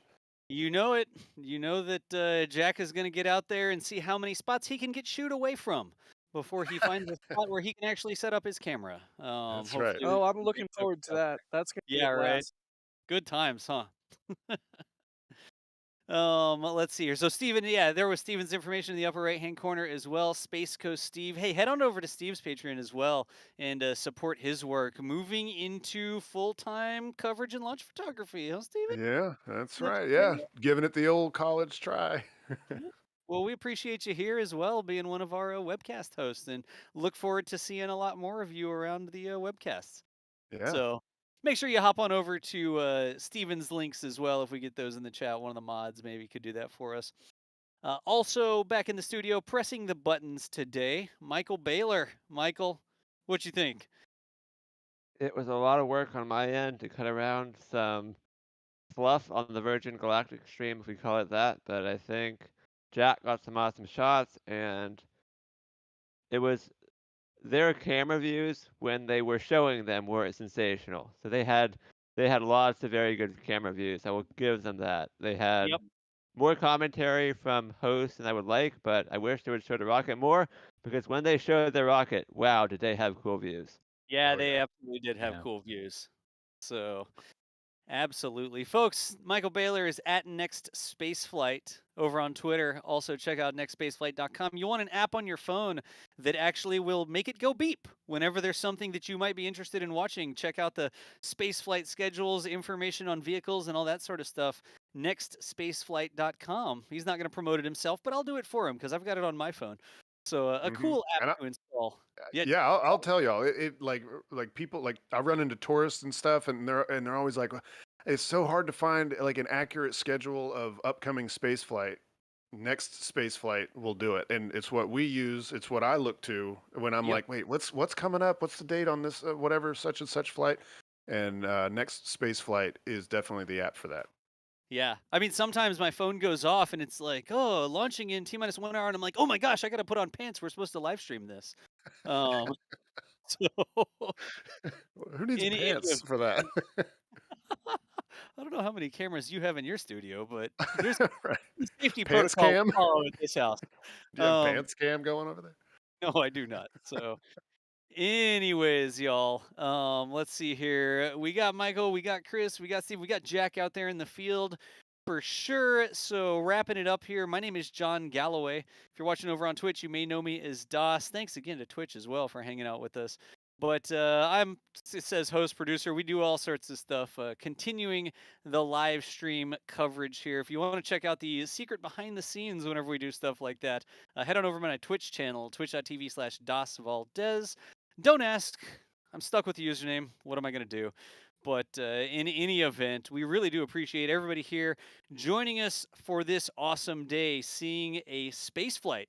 6 human beings aboard, jumping above whatever definition of space the scientists want to settle on, out from Spaceport America today. Definitely a cool thing to see, and we were glad that we were able to share it with you live. We're able to do it because y'all keep showing up, so thank you so much for the support. For now, we're going to have Jack pack it up. We're going to shut down the broadcast.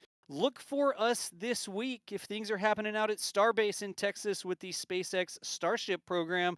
I guarantee you'll see them here on the channel. So if you want to make it back, make sure you like and subscribe. But we're going to go ahead and spool down today's live coverage. Congratulations again to the entire team at Virgin Galactic. We will see you nerds later. Thanks for watching, folks.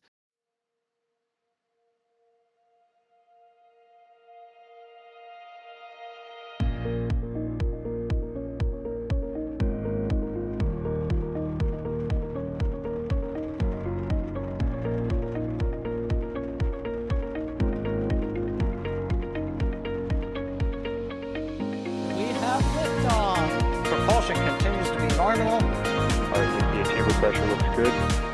Toggling up. Roger roll, Atlantis. Water towers, fly! Yes! Tango Delta nominal. Flight downside feed off. Bring in, feed off. Yikes. You bet. Concur. We don't need any more of these.